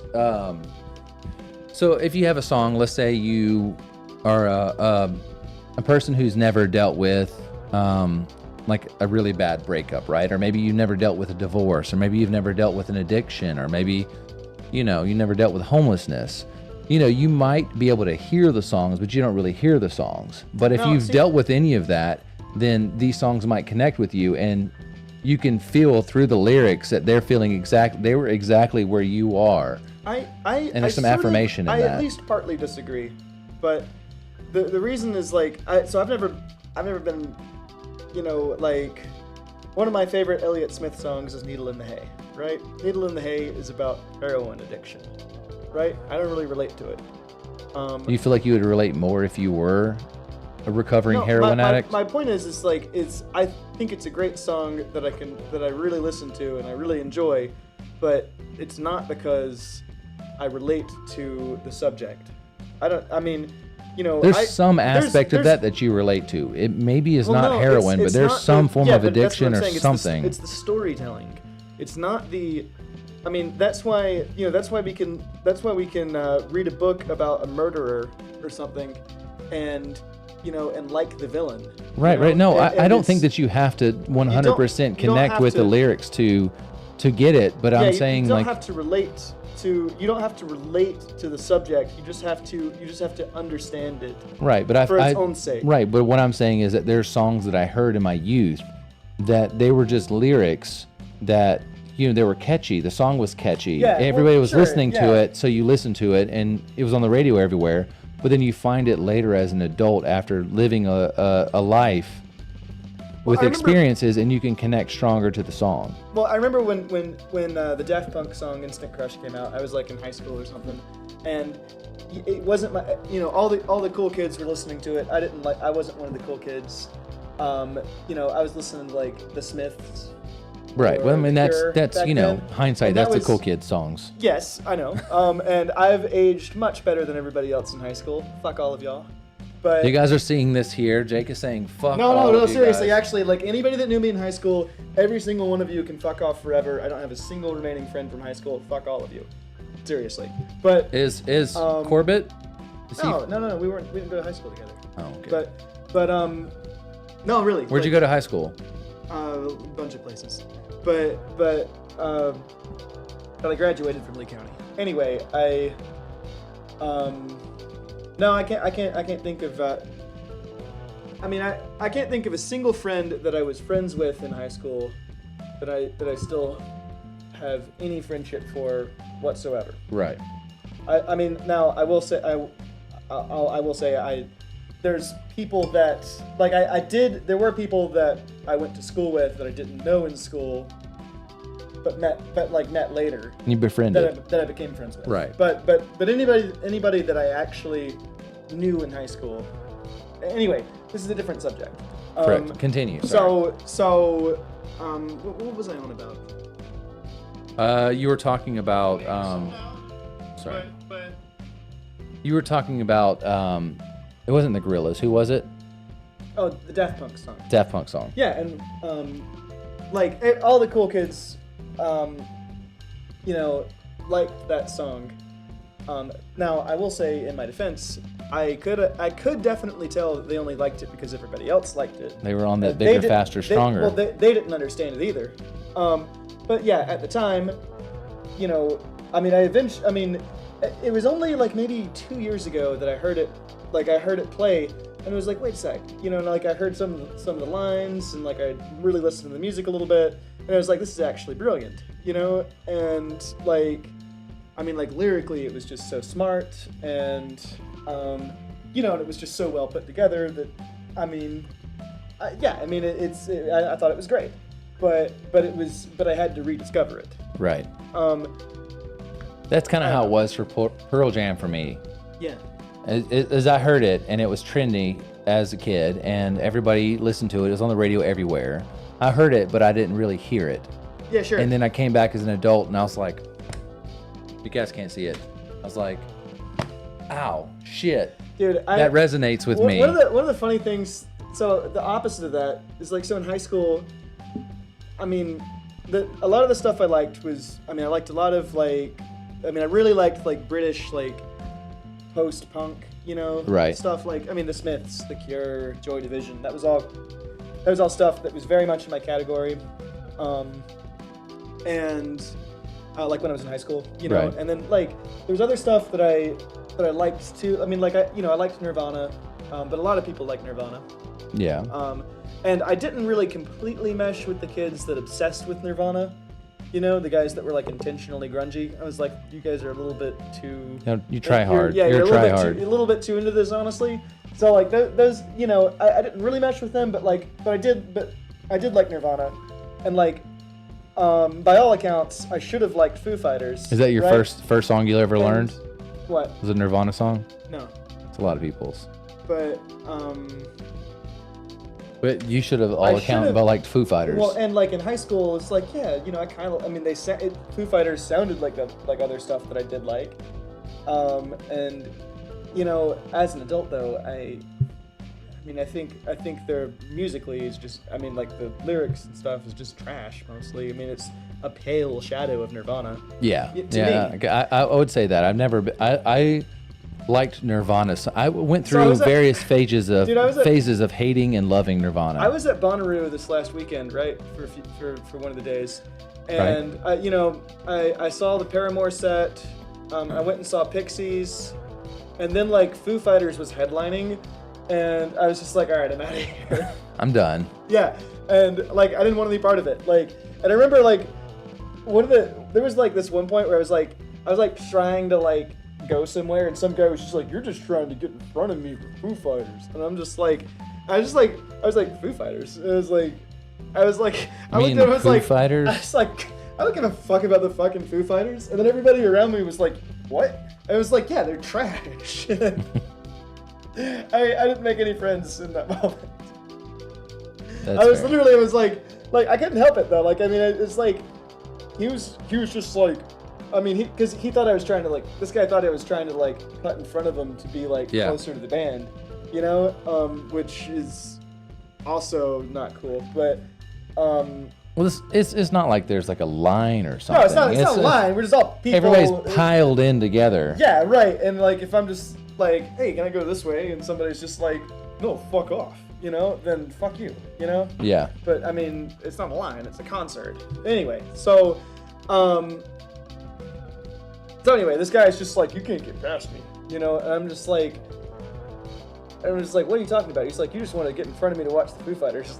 I'm like, fuck the Foo. I was like, who the fuck cares about the Foo Fighters? The Foo Fighters fucking suck, dude. What fucking 45-year-old is here for the fucking Foo No, Fighters? I mean, I just laughed. It was like, I don't give a fuck about the Foo Fighters. And this, yeah, it was kind of funny. He was like, how dare you, Yeah, sir? no, I could like tell, How like, dare I you. offended like 12 people. Like, everybody around me was just like, and I was just like, yeah, they suck. You They're know? like, throw this fucking guy out of here. Get rid of him. Throw him out of here. Yeah, He doesn't it like the was- fucking Foo Fighters. That's the only reason we're here. It was kind of funny. But I did leave before they. I mean, I left as they were playing, and You were like, looking for the sky. I also like, oh, one of the shit, funny I'm things getting out of here. I ran into the guy I'm in a band with, right? Who's a really good friend of mine. But like, you know, I've only known him for like a couple of months, really. Like, we've only been good friends for a couple of months, and it's down there now. We've only been good friends for a couple of months, so like, I really didn't know his opinion on Foo Fighters, right? And Then he said, fuck the Foo Fighters. And, no, you're, and you so were like, I was on my way out of the venue. Like, I was going the opposite direction of everybody else. That you'd like opened. leaving, and then like I ran into my buddy Drew, and I'm like, Drew, what are you doing here? He's just like, oh, I'm just getting out of here before the Foo Fighters play. And I was just like, me too. You know, it was. you're like, I'm getting the fuck out of here. It was honestly, it was kind of. So anyway, Serendipitous. My point is, it's like the thing with like, you know, discovery of like why you like or don't like something. It kind of goes both ways. Like I was all right with Foo Fighters when I was in high school because they sounded like other stuff that I liked, but I, you know, I just as an adult. Now that I'm analytical about my taste, I don't like them anymore. You outgrow childish I things. outgrew it because like now that I'm analytical about my taste, I'm just not into it anymore. And same thing happened in reverse with like Daft Punk. You know, Daft Punk did not sound like the kind of stuff that I liked. That said, they also have some songs that I don't like. Like Around the World is trash. But in my opinion, They knew it was going to make money. So yeah, I don't know, but like they had some stuff that, I mean, my point is, it's like they had some stuff that's just like was really good, but I was just blind to it before I was like really analytical about my taste. you look through it through a different lens. Yeah, I don't know. All right, pour this up. What is this? Stuffed. Stuffed. Stuffed. I hope this is a It's turkey it's- and fucking gravy Thanksgiving fucking beer that we're drinking right now. Goddamn Oreo beer. It really is. Is it? It is. You didn't read. Is it? It is. I need you to read that, Jay. I smell it. It I'll read smells it. sweet as fuck. Stuffed. An imperial stout aged in Bowerbon barrels. Bourbon bear. Yeah, I say Bowerbon. Bowerbon. I say Bowerbon now. Okay. Funny. I mean. I'll have I a did- Bourbon on the rocks, please. Man, I've actually started doing this. Like A Bauerbahn? and like all the bars that I go to, they know that I know. Like, I mean, Yeah, I you're mean, I'm like a a fucking bartender. Yeah, I mean, I can talk intelligently about whiskey. All right. But I still choose to call it Bauerbahn. Run that shit. What is it? Confuse people. Imperial stout aged in Bauerbahn barrels with vanilla, cocoa nibs, and Oreos. Oreos. This actually, so you're right. This is a stuffed Oreo. This is a beer. This is an Oreo beer. It's got artificial flavors added. Artificial flavors. Jake's too excited about that. 14.8%. So I don't remember. Where is Prairie? Prairie from? And like We've from, drank like- so much of their beer before. Where are they from? No, they're like Because people always ask me, because I sell the rainbow sherbet all the time. they're like. It says it where on do you have there. the rainbow sherbet. At Butchertown. We have the sherbet. They're Oklahoma. I don't know where in Oklahoma, but they're Oklahoma. Or Oklahoma. McAllist. Oklahoma. Yeah, let's drink it. Fucking Salud. Bob Dylan. Bob Dylan. The Smiths. The Smithies. Yes. Wait. Fuck Morrissey. No, No, I actually Foo like Morrissey. Fighters. Fuck the Foo Fighters. Hold on, let's get it. Let's Bring get in back. close. Bring back Kurt. That's all I'm saying. Bring back Kirk. That's all I'm saying. Bring them back. Yeah. No. All right, ooh, this smells so boozy. And it smells so sweet. 14.8. Thank God it's 14.8. It does smell sweet as fuck though. Oh. Ooh. Yeah, it tastes like a fucking stack of Oreos. What's up, Lexi? Oh. I am actually getting Oreos in this. I'm gonna be real. Yeah, no, definitely. I would So have. this- I would have guessed Oreos blind. This is prairie stuffed. I'm gonna let you guys get in because this has a pretty good autofocus. So as soon as it catches up, it's a guy just looking stuffed on the side. Stuffed Ooh. prairie artisan ales. Yeah, no, they make good beer. They I feel make really good beer. Like they always have bangers. We always have a better conversation. I feel like after like 4 drinks, Yeah. because we're like settling in, and the first like 2 or 3 we're awkward. We don't know what we're talking. We're not convinced. So you're saying what we we're should do a talking about. couple shots before we actually That go is into every exactly episode? what I'm saying. I'm surprised to hear you say it. I mean, you do see the point though. Like, I mean, we had a really intelligent, good conversation just on music. You're a lot less sleepy as well And- whenever you've already well, had a couple it's shots because in. It's because we both begin to engage when we drink a little bit more. I think it's better when we have And- people to interview, Well, yeah. and we have booze as well, because then the interviews get really crazy. I've suggested many times that we just, so find a suitable interviewee and then we just kidnap them. They like wake up, they're handcuffed to the table, and they're like, "We have to answer a few questions, and we'll set you free." And if you say the wrong thing, but no, anyway. Yeah, I think I may have broken Twitch policy just now. But Yeah, you're talking about like fucking a mixture of like high nooning, Stockholming, this and is- what was our to other one? clarify, I'm talking purely platonic. What were we talking earlier? like, What do we call it? The Back to the Future like- thing? What do we call it? Oh, were you time travel somebody? No, yes. What do we call it? What did we call that? High nooning. Yeah, well, high nooning, yeah. We called it high nooning. High nooning was an excellent concept. What we'll do is when we actually have the green wall up. You guys can't see it, but we have the green wall up. We actually could film a high nooning thing. Oh, we could do it. Yeah. We could film it could be behind It us. could be executed. Yes, easily. Yeah. We basically record each piece of it, and then I can edit it all together, and then we could play the high noon episode on this show.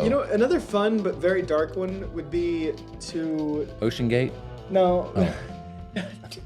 Too soon, Brandon. No, another a fun but bad one would maybe what if through using some green screen fuckery Yeah, and I'm down. and maybe some amount of rupees, somehow convince somebody that they've died and reincarnated. I think the bright lights. So we have How hard would it be? We have a light maybe not. facing it might us be here. really hard to execute live. I've got but one this way, and then I've got one over there as well. How hard would it be to convince somebody that they like? You have to the challenge here is to convince somebody that they died. You can do it any way that you want. There can be an explosion. You can like simulate them falling off of a cliff. It sounds like prison. Or It sounds like being prison to me. Yeah, you have to somehow convince somebody that they get killed, right? And then when they come to, they have to have the hint that they're in a reincarnated body. How hard would it be to Very hard. Yeah, it would be hard. But therein lies the challenge. So Jake, one of the things, unrelated to that, but slightly related, one of the things we haven't done on this show is relive, I'm not saying us play back old episodes, because we've done that. But like a year ago today, we interviewed, let's say we interviewed Paul doing jazz, piano. And we talked about that episode just a little bit and touched on it. A year ago today, or a year ago from this episode, we interviewed Marvel Comics illustrator, Janet Lee. Yeah. Or we interviewed, and we just have these days where like 2 years ago or 3 years ago, we interviewed Billy Shores, with his Falcons, or Chris, or, any of these people. I think showing some love, I didn't mean to do that. Showing some love to these guys who were on previous episodes, because I've noticed that we kind of, not because we don't find them awesome, it's just because we both have ADD and we get distracted, that we will interview somebody, we'll do all this to get somebody on the show and interview them, but then after we've interviewed them, communication is almost completely gone. Like I do some kind of social media, everybody we've ever interviewed. Oh, yeah, sure. But unless they were a friend of ours. Well, it's because we always burn the bridge. We don't. But I'm kidding. But like we've interviewed some great people, and it would be, like I was thinking, I've been thinking of it the last 6 or 7 months. Like, why have I not kept in contact with these people? Like, hey, hope you're doing well. Just touching base, anything like that, just to say like, hey, you came on my show, you came on our very small little show, and. Huh? What? You came on our very small little show and you hung out with us and drank beer with us, and we think that's fucking awesome. Yeah. Like, just showing a little bit of love once the deed has already been done. Maybe we should, draft them into the military. No, we've had a couple people. So like Riley Anderson, he came on. I love Riley. And then I think he came on with me. He wasn't singing or playing a guitar, but I think he came on 2 or 3 times after that with me, right? I had a good time hanging with Riley. We had, I had Halim, R.I.P. Halim. We had him. Oh, he's still alive. I know, but he's probably been on the show, 3 or 4 times. We've had, I've done 2 episodes on the game bus, with Mac. I've done, I've done 2 episodes with Kofi. I've done, I've had all these like reoccurring guest on the show that, like, I don't know, showing them a little bit of love. There's been a lot of great people who've come on this show who've had some faith, or maybe even just had a little bit of free time on a Monday night to hang out with us. Right. I think that's amazing. Yeah. What happened to that Alicia guest? Oh, that's my baby. That's my girl. That's my lady. She actually wanted to do another episode not too long ago. I think she had to finish a college paper, so she's working on her master's, and she had some stuff due that was due Monday or Tuesday. So we were gonna bring her new puppy on, Bonnie, and we're gonna talk about adopting dogs and dogs, rescue animals, and just hang out and talk to her. So we're still gonna do that episode, but she's still around. She's still around. I see her a couple times a week and talk to her every day.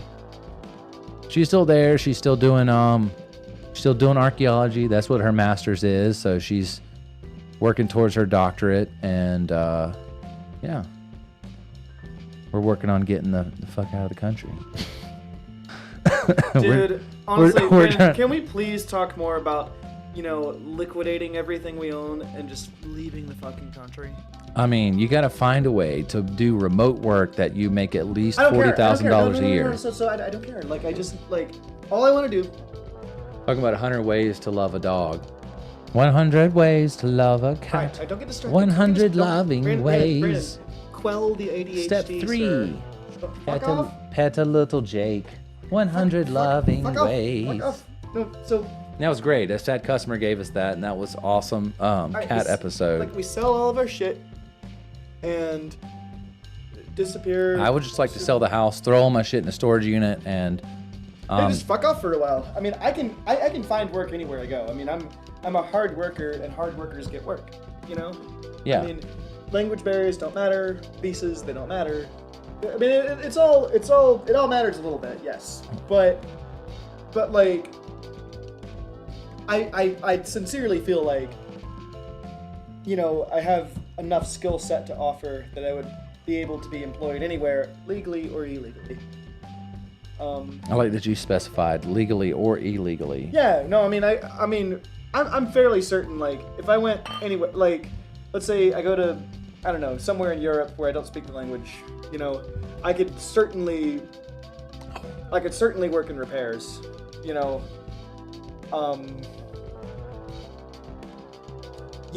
even under the table. Yeah. And have a decent enough living, probably. I think that's supposed to do it. But no, seriously, I just, like, what are we doing with our lives that we're content to just be here in the same place for so long? With the same... Like, boring honestly, we're people. just holding out until the profit margins are right. Because if we sell our house currently as is, we will get out of it what we put into it. That's it. We'll be back to square one. This, if you guys are wondering why I have my fucking peace sign He just up, likes to do a peace sign. I'm trying to get this to zoom in on this behind us. There it goes. It's looking for it. Did it because of me. It did. They don't like me. It's understood. Doesn't It's finding. It's doing its best. It's doing great, to be honest. I don't know that it's really doing great. I mean, I think It tried. Yeah. All right. Whatever. Well, we can worry about that later. Brandon, it's late o'clock. It's late o'clock. Yeah. Failed. Okay, failed to do whiteboard. So we just do it old school. Whoa. Are those the... These are tonight's brewski. Wait, I don't get it. So if you look to the right of the beer, you will see we had an episode with Cole. I think that's right.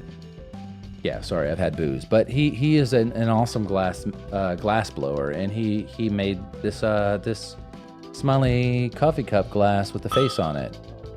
This beer puppet Drink was your Oreos. supposed to be me. I tried. And yeah, he's supposed to have a little beanie there, has a little beer shirt. Okay, so my fucking spider monk is insane. Yeah, it is. I love my spider monk. So this microphone you're seeing off in the distance is like you don't have to tell me. pretty much the first microphone we started the show with, and this glass underneath it is a Tradeskills glass I had made, and then it actually didn't turn out well. You couldn't actually see it.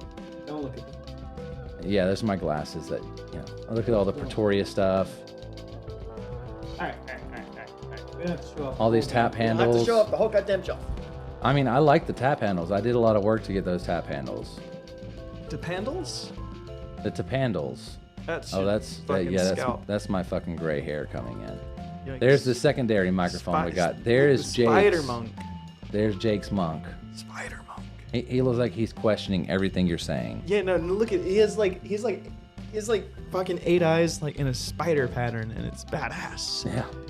There's one day I'm gonna have 8 eyes on a spider pattern. So there's a Mad Fermentus glass next to it. 2 of them, Ooh, actually. Yeah, from the way out there. And yeah, when I went to Vegas, there was a guy who was a brewer, and he visited Pretoria, and he was like, "Hey, if you go to Vegas." Did you go to Vegas again after our initial trip?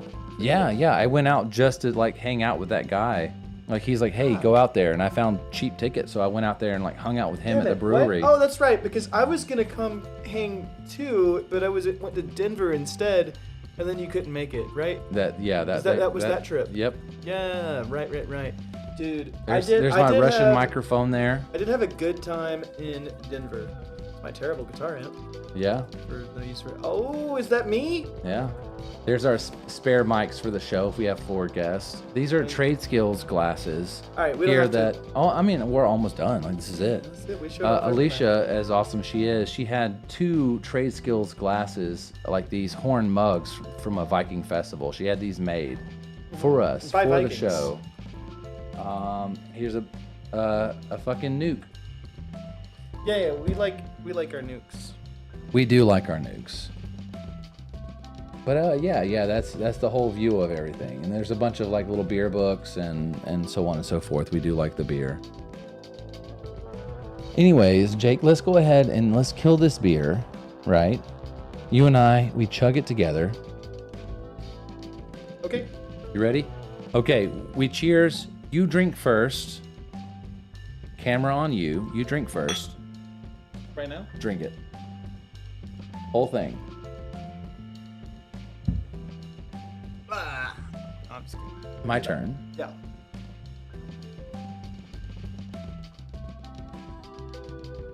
Now we cheers again, empty glasses. And now we eat the glass.